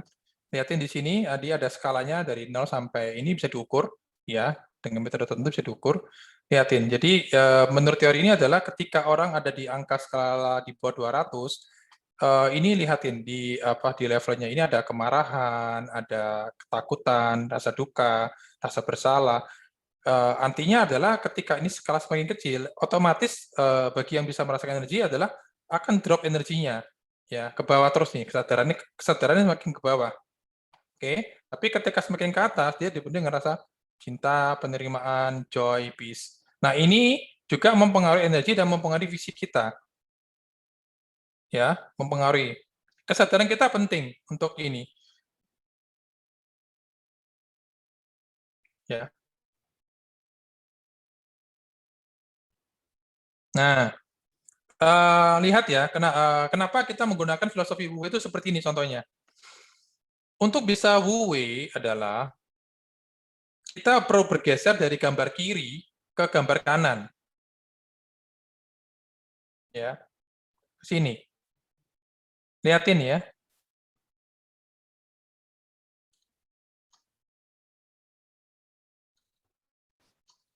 Pres Benny, Ya, silakan.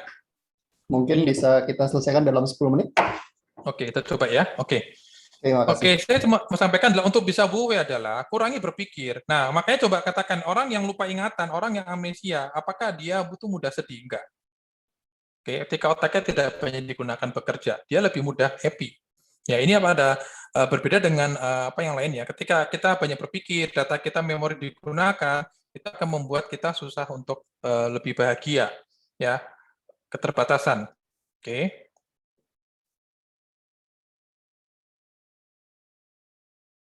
Nah, as opposed to jadi apa yang terjadi dalam diri kita juga terjadi di luar. Ya, ini namanya kita perlu harmoni. Contoh harmoni gini, kenapa di dalam diri kita ada dalam semesta, lihat ini kuping dengan bentuk galaksi, dengan bentuk keong di luar, itu mirip, ada pola. Ya, jadi kita merasa kita perlu harmoni, apapun terjadi dalam diri kita itu terjadi juga di alam. Gitu. Jadi kita boleh bilang kita adalah tiruan alam semesta. Oke. Kuncinya adalah balance. Ya. Oke. Selamat menikmati. Mungkin itu dari saya, tetap jaga protokol kesehatan. Terima kasih. Ya. Oh, tadi saya bilang 10 menit loh, Pres. Nggak tahu, Ternyata 1 menit sudah selesai. Ya. Uwe. Uwe kalau saya nggak tahu Bener-bener berapa. Uwe ya. Iya, pas banget waktunya. Oke, siap. Oke, thank you Pres Benny atas atas paparannya. Mungkin dari teman-teman ada pertanyaan mendengarkan setelah kita mendengarkan paparan dari Pres Benny tentang UW ini. Jadi memang adalah sesuatu yang menarik ya. Ternyata di alam ini banyak sekali hukum-hukum yang mungkin kita belum pahami gitu. Tapi ternyata itu sudah berjalan di dunia ini. Ada beberapa hukum-hukum yang mungkin yang saya tahu adalah misalkan adalah law of attraction gitu ya. Kemudian selain tentu saja hukum gravitasi, hukum-hukum fisika dan lain-lain. Nah, jadi kalau misalnya teman-teman ada pertanyaan, boleh langsung diketik saja di kolom chat. Dan sementara ini ada beberapa pertanyaan yang sudah masuk. Tadi terutama banyak sekali yang tertarik pada saat Pres Benny itu menjelaskan tentang angka 27 tuh. Wah, angka 27, angka 9, angka 18 gitu ya. Pada saat tanggal lahir itu banyak sekali yang nanya, kalau tanggal 8 gimana, tanggal 6, 26 gimana, tanggal 7 gimana, tanggal 12 gimana. Nah, ada ini nggak, Pres? Ada ada gambaran singkat nggak mengenai tanggal-tanggal lahir itu? Ini kalau bicara tanggal lahir urusannya panjang ya, ntar bisa merambah ke macam-macam ya. Mungkin tidak tepat kita bahas di hari ini. Oke, jadi nanti kalau gitu kita bikin sesi yang berikutnya lah ya, sesi yang ini. Oke, terus kemudian tadi ada yang bertanya tertarik sekali mengenai pada saat Pres Benny sharingkan tentang tumor yang tiba-tiba mengecil dan hilang tadi. Itu ada yang bertanya pakai energi apa Pak dan berapa lama itu ininya? Oke. Itu saya tidak tahu, karena itu adalah saya dapat dari YouTube dan saya sudah pernah lihat. Jadi, cuma menunjukkan bahwa energi itu bisa mempengaruhi badan kita. Itu cuma menunjukkan, ya, kisah nyata bagaimana kalau itu mereka menggunakan biasanya sih orang berarti namanya Qigong ya, orang bilang tenaga dalam atau segala macam. Kalau di Pencaksilat bilangnya tenaga dalam, tapi kalau orang yang berlatih ilmu Cina biasanya sebutnya dengan Tai Chi atau Qigong dan segala Qigong lah ya, energi yang dilatih ya, gitu loh. Atau bilang prana segala macam, itu cuma istilah-istilah tergantung peradaban masing-masing ya. Gitu. Tapi saya mau sampaikan gini, nggak tahu saya dari siapa. Tapi saya mau sampaikan adalah ada suatu realita yang kita perlu tahu bahwa energi itu ada dan energi itu bisa mempengaruhi fisik. Ya, kalau di Indonesia mungkin sudah umum ya, orang tahu ya, apalagi orang tinggal di Pulau Jawa, orang bilang energi kiriman-kiriman dan segala macam. Ada nggak? Ada. Gitu loh. Testimoni ada. Jadi kita jangan, masalah gini loh, kita jangan terlalu terlalu pikiran sempit maksud saya gitu loh. Ya, dan saya mau sampaikan juga, bisa dicek nanti di YouTube itu ada film dokumenter judulnya Superhuman. Ya, Superhuman itu adalah dokumenter cerita tentang bagaimana manusia, ini bukan pakai mantra, ini bukan pakai roh, bukan pakai apa, bukan. Tubuh kita manusia ini itu bisa dilatih, itu bisa melihat, saat ini saya mungkin bisa lihat dengan mata tertutup layan indera itu di rumah lagi pakai baju apa gitu. Misalnya seandainya nggak pakai Zoom begini ya, itu bisa ada. Itu namanya viewing. Itu sekarang dilatih. Nanti saya bisa kasih ya bagaimana itu sekarang para intelijen di Amerika dan Cina dan Rusia sudah mulai berlatih itu. Ya, spy intelijen, psychic ya, menggunakan psychic ya. Udah bisa melihat dengan mata tutup. Ini di sebelah kiri ada apa, sebelah kanan apa dengan mata tutup jarak jauh. Karena itu nggak ada ruang dan waktu. Superhuman sekarang ada testimoninya. Kemarin saya ada ikut Zoom yang mengadakan adalah presiden Merpati Putih di Sydney ya. Sydney pokoknya di Australia ya, Pak Moncu. Ya ada duta besar segala macam perwakilan dari Merpati Putih, ada juga dari orang orang barat ya, semua. Itu memang ada. Manusia ini kalau ketika kita tahu itu yang saya maksud dengan inner management. Kita tahu nggak diri kita itu seperti apa? HP aja tahu kan? HP ada manual booknya. Kita tahu nggak diri kita manual booknya? Nah, itu loh. Ada namanya tubuh, ada tubuh fisik, ada pikiran, ada emosi, ada energi. Nah, jadi solusi itu tidak bisa, menurut saya untuk memasakkan solusi tidak bisa kita lihat dari sudut pandang satu saja. Ya kemarin bagus ada PDG Dewi Sri, dokter bilang bahwa jangan panik ya atau jangan takut karena nanti akan mempengaruhi level oksigennya, ya kan? Ada dikatakan kemarin. Jadi ada sesuatu yang saya mau sampaikan adalah sekarang mulai open minded gitu loh. Ya ada sesuatu nih di dalam diri kita yang perlu dikontrol dan kita nggak bisa hanya banyak sekarang menurut saya media itu banyak penyesatan gitu. Dan itu kita perlu lebih bijak ya, menggunakan wisdom ya untuk menyikapi pandemi ini gitu loh. Ya pandemi ini kan sekarang udah apalagi nih, saya sorry gitu kan mau mendekati pilpres segala macam udah ada. Jadi perlu hati-hati juga dengan apa yang kita baca.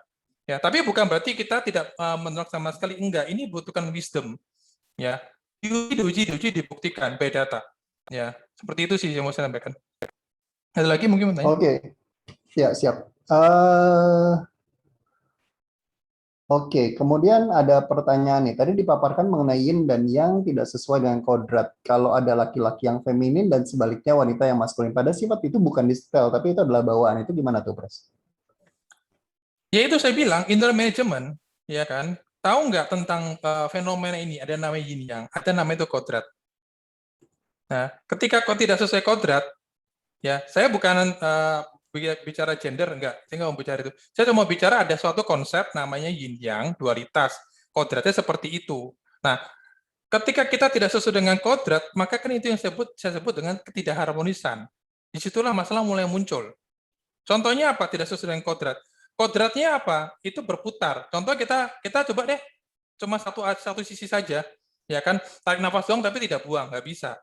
Nah, kodrat ini kan bicara tentang yin yang gitu loh. Ada suatu sifat di alam. Ya.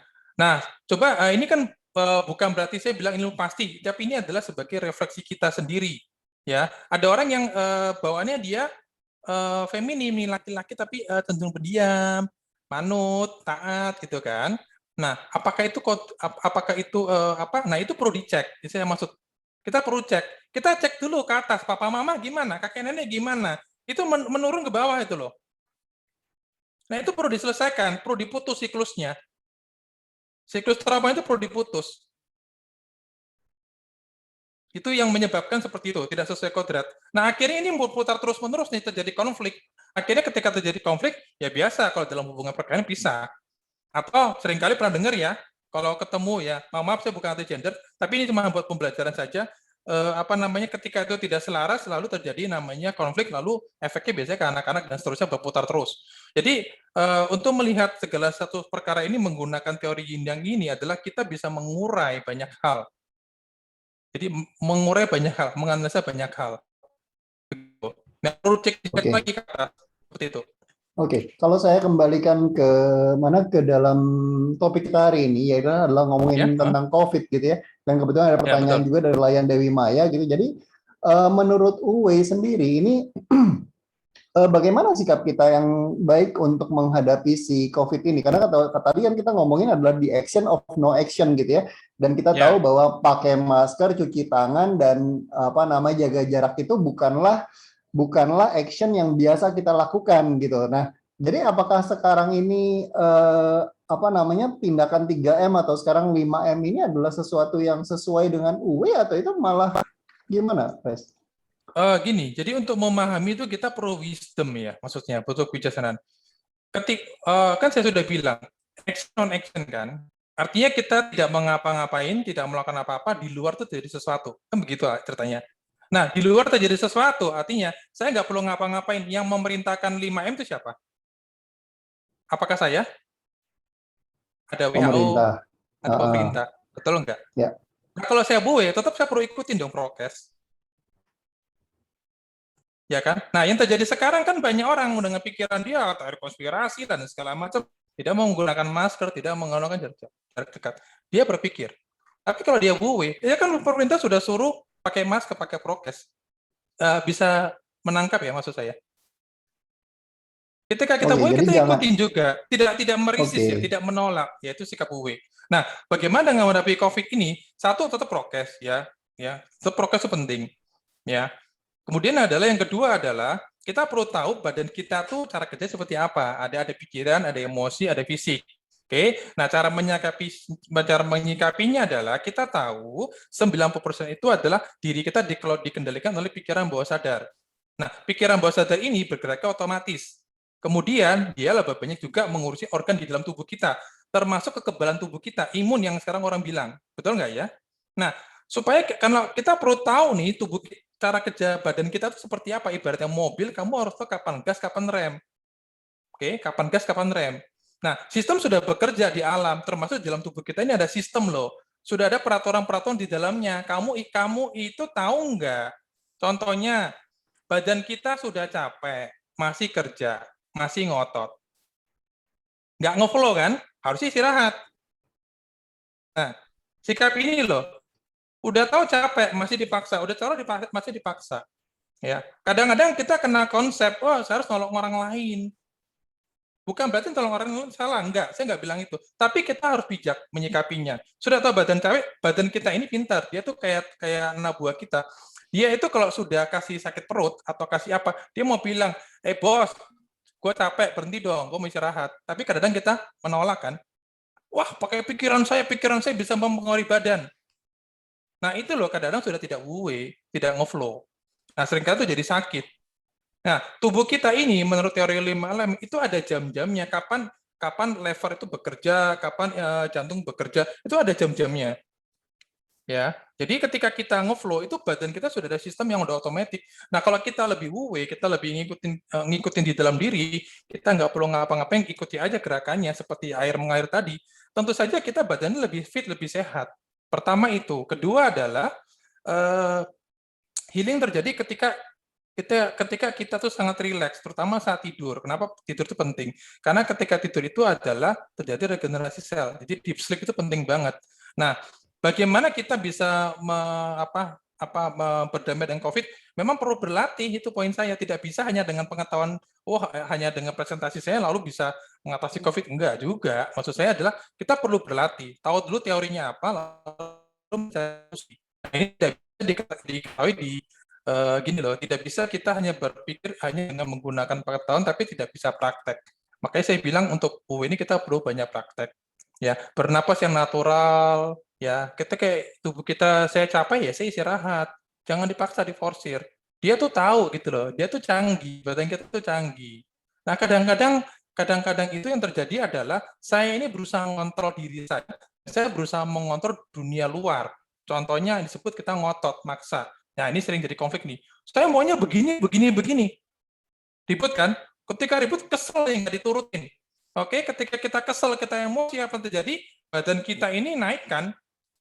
Lihat ya, kalau orang mau mukul orang, bukankah tangan kita menegang? Ya, ketika menegang berarti energinya semua ke tangan. Nah, ketika ini dikeluarkan, mukul orang, ya kan? Maka terjadi sakit kan? Nah, ini kan kita itu tidak buwe. Ketika terjadi sesuatu, kita ngotot, kita berusaha ngontrol tuh orang lain, berusaha mengontrol keadaan. Nah, di situ terjadi konflik kadang-kadang. Nah, buwe itu penting begitu. Nah, mungkin agak bingung ya. Seperti itu Ya, ya. ini sesuatu yang menarik karena mungkin kita belum belajar ya. Ya. Oke, tadi ada yang mau tanya, katanya mau tanya langsung aja. Lion Adit, coba boleh apa namanya open mic, silakan. Kalau apa namanya bisa bertanya langsung, silakan. Ya, selamat malam, Pres Benny. Malam. Saya orangnya nggak puas kalau cuma nanya ditanya nulis gitu kan. Saya menyimaknya, saya menyimak panjang lebar berikutnya rada susah gitu kan. Halo, suaranya tidak jelas. Sorry, Lion Adit suaranya agak kurang jelas. Halo. Ya, silakan. Pelan-pelan aja ngomongnya. Oke, jadi kalau kita mengikuti yang disampaikan Benny agak sulit karena kita tidak mempelajari dengan cepat ya. Itu kan baru yang gambaran. Tapi kalau ini sekarang kembali ke arah COVID nih, ke arah COVID atau yang dijelaskan antara kodrat atau bagaimana kita mengatasi energi dan lain-lain. Kembali kita ke COVID yang sekarang lagi ada. Kita mau menerima bahwa oh ya begitu kita kena COVID nih, oh ya kita waktunya terima. Kita sering memotivasi orang. Kalau ada orang kenapa semangat bla bla bla, ayo semangat, ayo apa-apa itu kita memotivasi. Tetapi begitu itu terkena kepada diri kita, memotivasi diri sendiri itu sulit. Nah, ini yang saya mau yang saya tanyakan dalam hal ini. Kalau dikaitkan dengan yang disampaikan oleh Presiden Benny, ada di mana gitu. Dan tindakan kita apa? Ketika itu kembali ke kita gitu kan. Artinya kita bisa memotivasi orang. Tapi bagaimana kita memotivasi diri kita sendiri itu ternyata tidak mudah gitu. Mungkin bisa juga maksudnya tahu ya gambaran di mana arah saya bertanya ya, Mas Denny ya. Jadi bagaimana cara kita motivasi diri kita sendiri, ya untuk menyemangati diri kita sendiri bahwa kamu udah santai aja, rileks aja untuk menghadapinya, gini gitu kan. Tapi tetap ada rasa khawatir, ada rasa takut, apalagi dengar wah banyak yang meninggal, bla bla. Itu otomatis otak kita kan bekerja dengan perasaan, akhirnya dengan tindakan, banyak orang akhirnya menjadi stres gara-gara itu.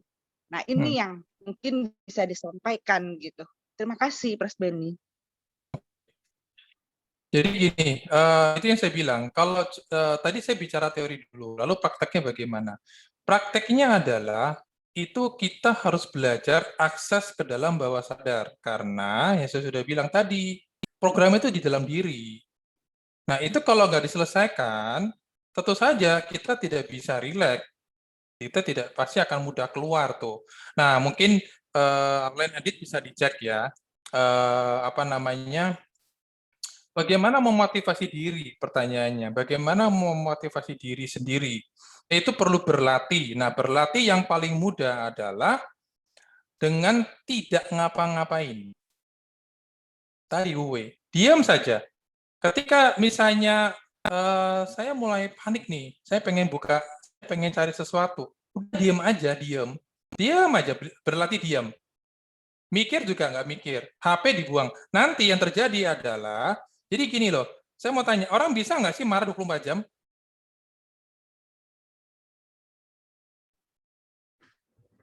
24 jam mungkin masih bisa ya. 24 jam lu marah, banting-banting nggak bisa. Itulah ibaratnya gini loh, itu lagi namanya kena program, jadi dia nggak waras, gitu kan? Jadi dia marah-marah. Nah, tidak mungkin, gitu loh, ya. Program bawah sadar akan bekerja. Ketika tidur, apakah dia bisa marah? Ketika tidur, apakah dia bisa takut? Ketika tidur, apakah dia bisa cemas? Bisa? Bisa nggak? Nggak sadar. Nah, oke. Nah, sekarang saya mau kasih lagi gambar yang tadi.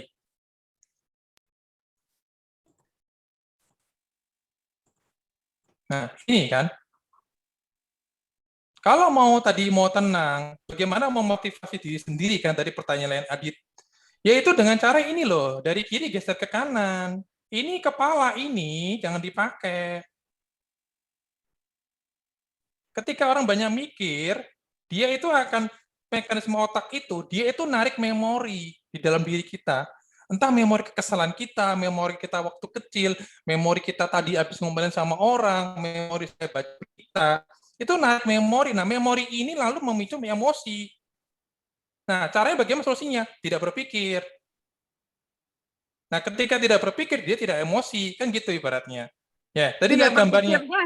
Enggak, tidak berpikirnya dalam arti apa nih? Berlatih kita gini. Hidup pasti berpikir. Gini. Kita hidup itu kan jalan terus nih, gitu. Kan tadi makanya kita bicara step by step. Kan tadi misalnya lagi cemas. Nah, cara solusinya adalah dengan cara tidak berpikir. Nah, satunya yang mudah dilatih adalah ini loh, gini ya, lihat ya. Pindahkan, rasakan bagian dada. Nih, pegang aja dadanya gini. Pegang dadanya. Rasakan. Bisa kan bagian dada? Pegang ya? Ya. Oke, sekarang lepas tangannya. Bisa nggak merasakan dada tadi? Bisa? Oke. Bisa kan sambil merasakan dada, saya pegang mouse. Ngomong sama saya, ngitung 1 kali 1 bisa nggak? Tapi masih merasakan bagian dada. Bisa. Bisa ya? 1 kali 1 bisa kan? Bisa. Tetap tapi di sini dia. Tetap kesadarannya di bagian dada. Bisa kan? Berpikir nggak? Nah, ketika kita merasakan di bagian dada, energi itu akan berhenti di dada. Nah, ketika di dada, otomatis otak kita tuh akan berhenti bekerja. Energi tidak ke kepala, dia berhenti di dada. Oke, nah ketika dia berhenti di dada, maka dia tidak akan menarik emosi-emosi yang ada dia tidak akan menimbulkan memori-memori, dia tidak mengakses memori di dalam kepala kita. Nah, ketika memori tidak diakses, otomatis tidak ada emosi di situ terjadi. Karena berhenti energi di dada. Nah, ini perlu dilatih. Artinya bagaimana? Bisa dikatakan I love you, tapi rasakan di bagian dada terus. I love you. Kalau perlu pegang aja. I love you. Terus 24 jam. Lagi makan, lagi minum. Kalau misalnya bingung ya, lagi ngobrol sama orang pegang-pegang dada kan mungkin aneh ya. Nah, kan perlu berarti tanpa memegang.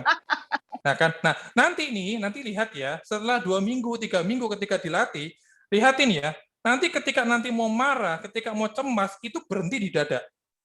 Saya sudah ngalami soalnya. Dia tidak langsung ke kepala. Ini adalah mengubah titik fokus. Ini latihan, ini perlu dilatih. Nanti lama-lama, makanya nggak bisa ceritakan di sini, harus praktek dengan cara merasakan di bagian dada, katakan I love you, I love you, I love you, I love you, I love you, terus I love you terus. 2 minggu tidak putus. Bisa nggak 24 jam? Sambil nyetir, sambil mobil, sambil makan, terus saja. Nanti lihat ya, setelah 2 minggu, 3 minggu, itu akan ada namanya suatu fenomena. Nanti saya pernah ngalami soalnya. Ya, cuma gara-gara saya titipin saya beli barang, titipin istri, lalu kita jalan-jalan ke mall, lalu kita duduk di mall. Nah, waktu saya mau keluar ke mall, itu saya tanya sama istri saya, itunya mana yang tadi kamu pegang bawa beli? Hilang, ketinggalan di mall. Tahu nggak? Saya tiba-tiba, saya ini orangnya jarang marah sebenarnya, tapi itu marah loh, marah, tapi kosong, isinya nggak ada, berhenti di sini. Saya tahu saya marah, sadar, tapi itu nggak ada isinya. Itu setelah terjadi itu ada setelah saya 2 minggu tanpa putus berlatih ngomong begitu, I love you di bagian sini. Ini perlu dilatih, ya, perlu dilatih. Ini sama aja memprogram bawah sadar kita, perlu dilatih. Nah, makanya ini perlu latihan. Kita harus sering katakan terus-menerus memprogram diri kita di dalam diri. Itu nanti lama-lama dia akan jadi otomatis, lalu dia akan jadi tidak manual lagi. Itu perlu dilatih. Caranya gitu, dengan memindah. Jadi ini cuma tips-tips khusus ya, bagaimana supaya nanti lama-lama, makanya saya bilang jangan berpikir seperti itu contohnya. Mungkin agak bingung ya kalau nggak praktek ya.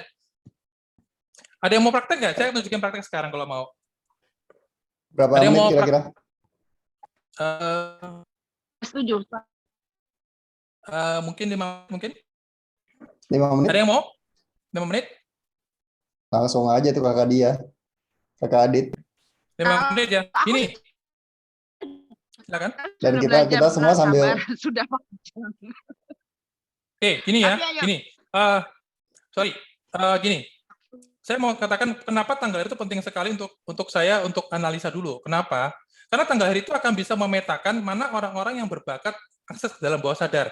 Tidak semua orang berbakat, saya ngomong. Makanya kan tadi bilang ada yang dioperasi bisa tanpa bedah, tanpa anestesi.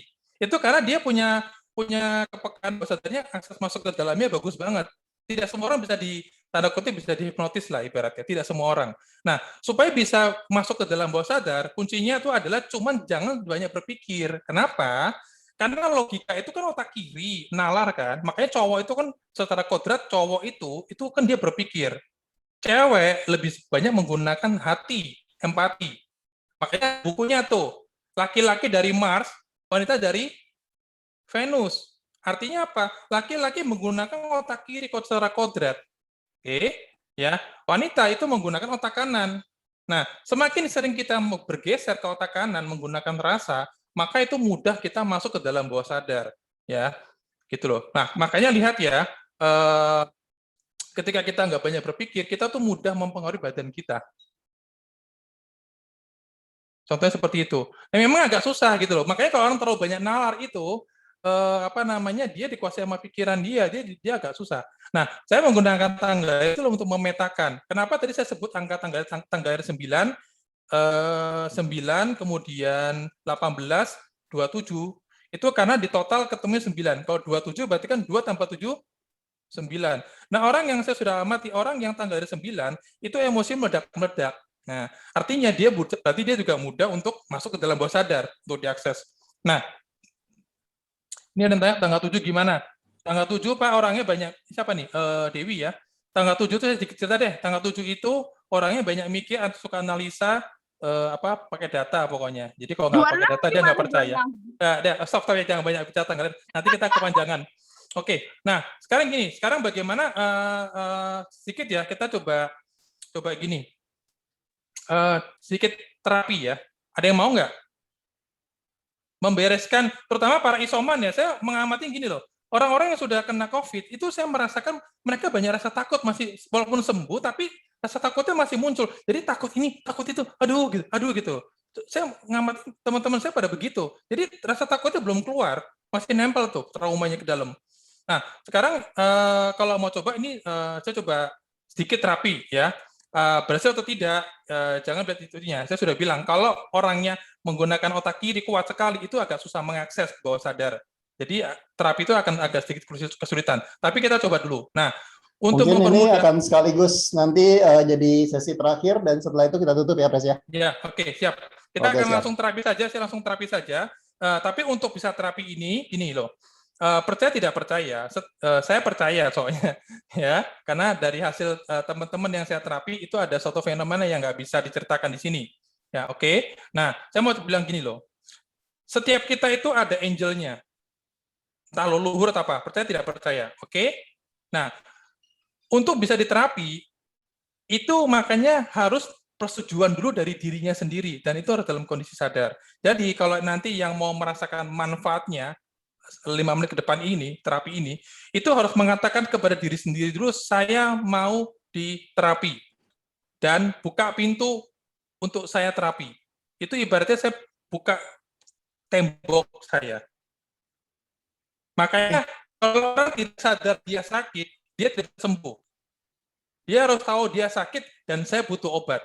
Nah, itulah niat. Niat untuk sembuh ini penting, untuk bisa karena ketika orang niatnya sembuh, itu ibaratnya pergi ke dokter, dikasih obatnya nggak diminum. Kenapa? Karena dia tidak ada niat sembuh, dia tidak percaya. Oke? Paham maksud saya analoginya ya? Nah, bagi yang mau diterapi dan merasakan efek, saya mohon raise hand dulu deh. Karena kita harus ngecek kesungguhan dulu. Karena kesungguhan ini tidak ada, itu di dalam diri itu ada, nanti dia di dalam diri itu dia ada semacam mekanisme ngeblok, tidak bisa masuk terapinya. Udah? Silakan Resen.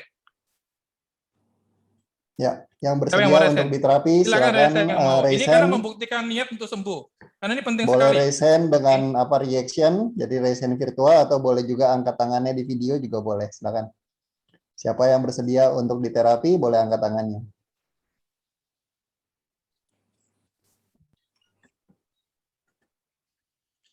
Oke, sudah ya, udah resen ya. Sebentar. Oke. Oke, nah ini gini caranya. Sebentar. Sebentar.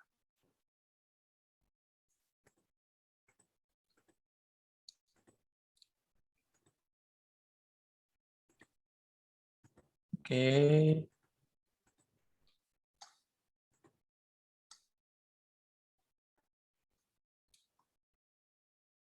Oke, saya share screen ya. Lihat gambar saya.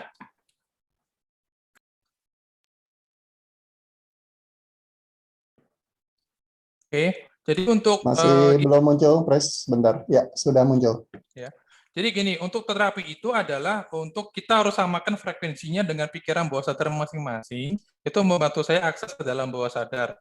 Ya, bagi yang untuk resen silakan resen ya, yang mau berpartisipasi silakan. Terutama saya sarankan yang sudah mengalami COVID, karena rasa takutnya pasti masih muncul. Sekarang kita bereskan hari ini. Saya mau sekalian sharing. Nah, caranya bagaimana? Caranya begini. Tolong teman-teman pikirkan suatu tempat, namanya saya sebut dengan tempat kedamaian, atau saya mau sebut dengan Elysium, karena Elysium itu artinya surga. Tolong pikirkan suatu tempat yang kayak surga, yang sebesar bumi ini. Tolong pikirkan tempat yang sebesar bumi ini, yang isinya milik saya sendiri.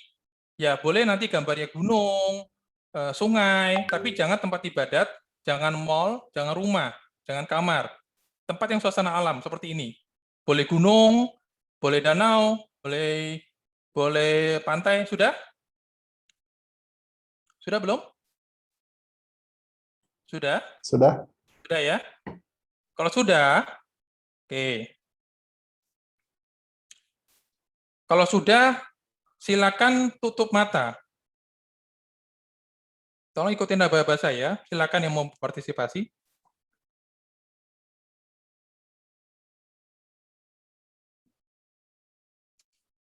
Sudah tutup mata ya.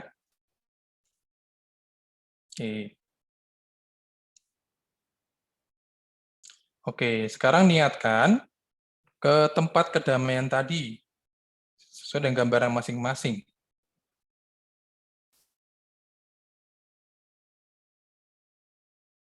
Oke. Niatkan, boleh dengan imajinasi, kalau ada yang melihat gambaran, silakan melihat gambaran. Jika tidak juga nggak apa-apa, diniatkan saja, berimajinasi juga boleh, ya. Tempat yang indah, kayak surga, milik sendiri. Orang bilang itu seperti ruang doa, boleh, tapi sebesar bumi, milik saya sendiri. Oke. Jika sudah, silakan diniatkan ada di bumi tadi, tempat milik saya tadi yang pribadi. Kalau sudah, silakan berdoa menurut agama dan kepercayaan masing-masing untuk memberkati tempat itu, agar tempat itu menjadi suci dan damai. Sudah ya? Oke. Sekarang, ikuti petunjuk saya, diniatkan, dibayangkan juga boleh, dari atas akan dan Tuhan yang diyakini yang tak terbatas, sumber segala sesuatu, yang maha segalanya, maha kasih, maha baik, maha murah, maha penyembuh semuanya, ya, akan mengalirkan energinya, memberkati tempat itu yang pertama dengan cahaya suci. Cahaya suci memenuhi tempat kedamaian itu sehingga tempat itu menjadi terang benderang dan suci. Oke. Kemudian cahaya itu perlahan-lahan memenuhi tubuh kita dari ujung kepala hingga ujung kaki. Kemudian cahaya itu masuk ke dalam kulit, tembus semakin dalam, semakin dalam, semakin dalam, semakin dalam, hingga ke organ tubuh, semakin dalam, terus seperti kita ngezoom mikroskop, ya, hingga ke sel, terus ke DNA sampai ujungnya. Diniatkan saja. Oke, bagus. Dan cahaya suci ini secara perlahan bersinar keluar ke sel, ke organ, ke tubuh, ke seluruh diri. Bagus. Kemudian, yang kedua, Tuhan pencipta segala sesuatu tadi mengalihkan. Yang kedua adalah api suci. Dia akan membakar, melebur, memurnikan juga segala emosi-emosi ketakutan kita, sakit, penyakit semuanya, dilebur, dimurnikan, disembuhkan. Oke. Tembus ke dalam kulit, organ, sel, DNA, hingga ujung, membakar dan memurnikan. Oke, bagus. Kemudian yang ketiga, turunlah air suci. Memenuhi tempat itu menjadi subur, sehat, memulihkan sakit penyakit tubuh fisik, termasuk juga menyembuhkan segala trauma-trauma di dalam diri, masuk ke dalam tubuh, kulit, organ, sel, DNA. Bagus. Oke. Bagus. Kemudian diniatkan di depan kita itu ada lubang hitam yang akan menyedot dan membuang segala yang tidak selaras dan destruktif.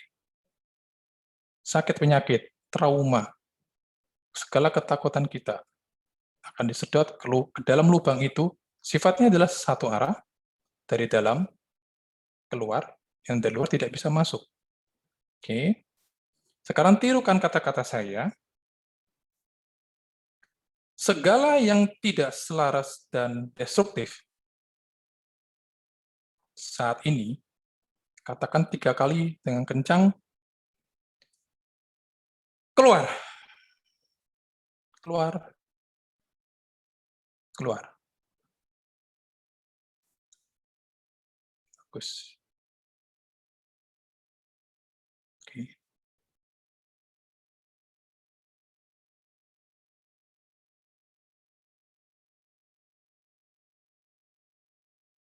Oke.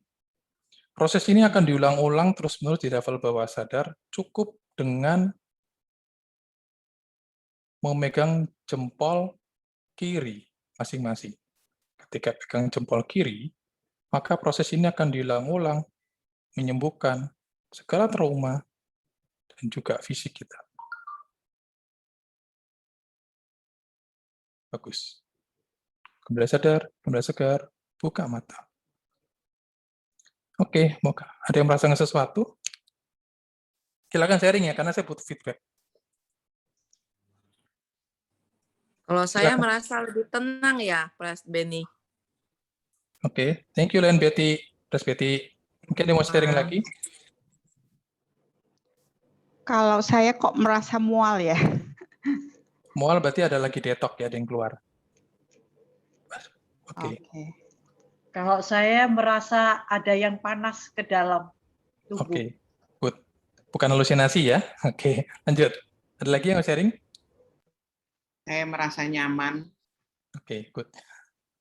Ini adalah cara manual. Nanti cara manualnya cuman saya sudah sampaikan tadi ya. Sudah saya program juga ke dalam diri. Pegang tadi apa? Jempol kiri. Coba ya, sekarang pegang jempolnya. Pegang. Ya. Diniatkan tadi proses tadi diulang. Kerasa nggak? Ada sesuatu di dalam diri. Bagi orang sensitif pasti kerasa. Ini manual ya, cukup pegang tangan jempol kiri, kemudian niatkan segala ketakutan, segala sakit penyakit, itu bisa di-restore ulang, disembuhkan, dipulihkan, di-balancing. Kerasa? Iya, kerasa. Kerasa ya, ada yang kerasa ya? Oke, jadi cukup nanti ini manual ya. Biasanya saya bikin auto ya. Kalau bikin auto biasanya 24 jam tanpa perlu pegang tangan dia bisa mengalami healing proses tadi. Ini contoh nyata ya. Ya, Pres Benny, saya kok merasa kayak ada Pres Benny, saya merasa kok kayak ada kepala kanan saya kok rasanya ada kayak sedikit kayak sakit-sakit gitu ya. Jadi saya bilang tadi akan terjadi balancing. Jadi kalau ada sakit penyakit atau gangguan di organ, maka terapi tadi itu akan langsung mendeteksi, membereskan. Ya, biarkan dulu. Pegang terus jempol kiri aja. Jempol kiri pegangnya terus. Ya, sampai itu hilang nanti. Itu proses terapi sudah tanda kutip diprogram ke dalam diri di level bawah sadar. Contoh satu terapi saja ya. Ada lagi yang mungkin mau sharing? Enggak, saya kembalikan ke moderator. Silakan, udah jam 9.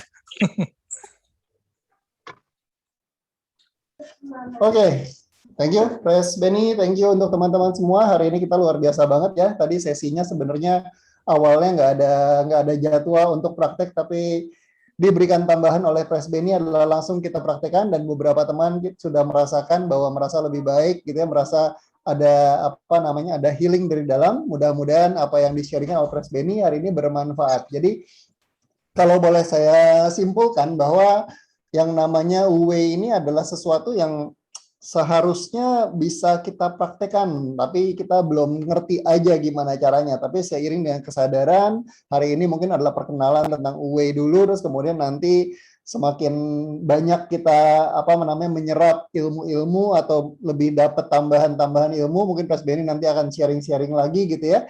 Jadi kita bisa dapat lebih pemahaman yang lebih, sehingga kita bisa dapat lebih mempraktekkan. Oke, teman-teman sekalian, saya mau di akhir acara saya ingin menutup dengan satu moto dari District Governor kita, yaitu adalah share your light. Masing-masing dari kita semuanya punya punya ilmu, punya sesuatu yang bisa dibagikan, dan sesuatu itu bisa bermanfaat bagi orang lain, dan itu adalah sesuai banget dengan visi dan misi dari Lions Club, bahwa kita bisa berbagi kebaikan untuk sesama dimanapun kita berada. Karena kenapa? Meskipun kita mungkin saya secara harta mungkin biasa-biasa saja, tapi kita punya ilmu yang lain. Secara ilmu saya biasa-biasa aja, secara harta juga pas-pasan, tapi saya punya tenaga yang bisa di-sharingkan. Nah, ini semua digabungkan semua dalam Lions Club. Dan di Lions Club kita bekerja sama, masing-masing saling memberikan apa yang kita punya, cahaya atau pelita yang kita punya, dan ini bisa dibagikan kepada sesama, dan ini harapannya adalah membuat kita lebih baik dan membuat dunia kita juga lebih baik. Sama seperti Pres Benny hari ini sudah men-sharingkan apa ilmunya beliau, dan kemudian men-sharingkan juga terapi dari beliau, menjadikan kita lebih baik. Di akhir acara saya ingin berterima kasih untuk klub-klub yang sudah bekerja sama untuk mengadakan Zoominar ini, yaitu adalah Lions Club Cosmos Stellar, Lions Club Elysium, Gading Asri, Gading Cemara, Gading Jaya, Fluid Indah, Zenith Cyber. Untuk teman-teman yang masih belum join di Lions Club, boleh menghubungi orang yang sudah mengundang Anda, bisa join di acara Zoom kali ini. Saya yakin tidak ada sesuatu yang kebetulan. Siapa tahu kita bisa bergabung, kita berbagi bersama di Lions Club. Dan di akhir acara mungkin kita mau foto bersama dulu. Kalau misalnya teman-teman bisa membuka kameranya, akan sangat luar biasa. Kita bisa foto bareng-bareng, kita bisa framekan acara hari ini, pengalaman kita hari ini dalam satu sesi gitu ya, dalam satu sesi yang kita bisa bersama-sama belajar. Mohon untuk sementara jangan ketik sesuatu dulu di kolom chat, karena kalau ada kolom chat maka nanti ketutupan fotonya gitu ya. Kita tahan dulu sebentar untuk tidak mengetikkan sesuatu di kolom chat. Oke, saya akan tunggu dalam 10 hitungan. 10, 9, 8, 7, 6, 5, 4, 3, 2, 1. Oh, ada Tante Lili dari Australia sudah hadir. Terus kemudian tadi juga saya melihat ada teman saya dari Pekanbaru juga sudah hadir. Oke, mudah-mudahan apa yang di-sharingkan hari ini bermanfaat. Kita foto bersama dulu, tampilkan senyuman yang paling manis dari teman-teman semua. Masih ada yang mau tampil? PDG Dewistri, Lion Juanda. Oke, saya akan foto 3, 2, 1. Oke, siap. Sip. Fotonya sudah tercapture, nanti akan saya kirimkan ke grup, dan kemudian untuk teman-teman, kalau misalkan fotonya nggak muncul, bisa minta ke yang mengundang, dan mudah-mudahan apa sharing hari ini bisa bermanfaat. Dan saya mau sharingkan juga ada satu acara lagi yang akan diadakan nanti hari Rabu ya, hari Rabu, apakah flyernya bisa ditampilkan? Jadi hari ini, yang sesi pertama kita sudah ngomongin tentang mindset, bagaimana menang dari COVID.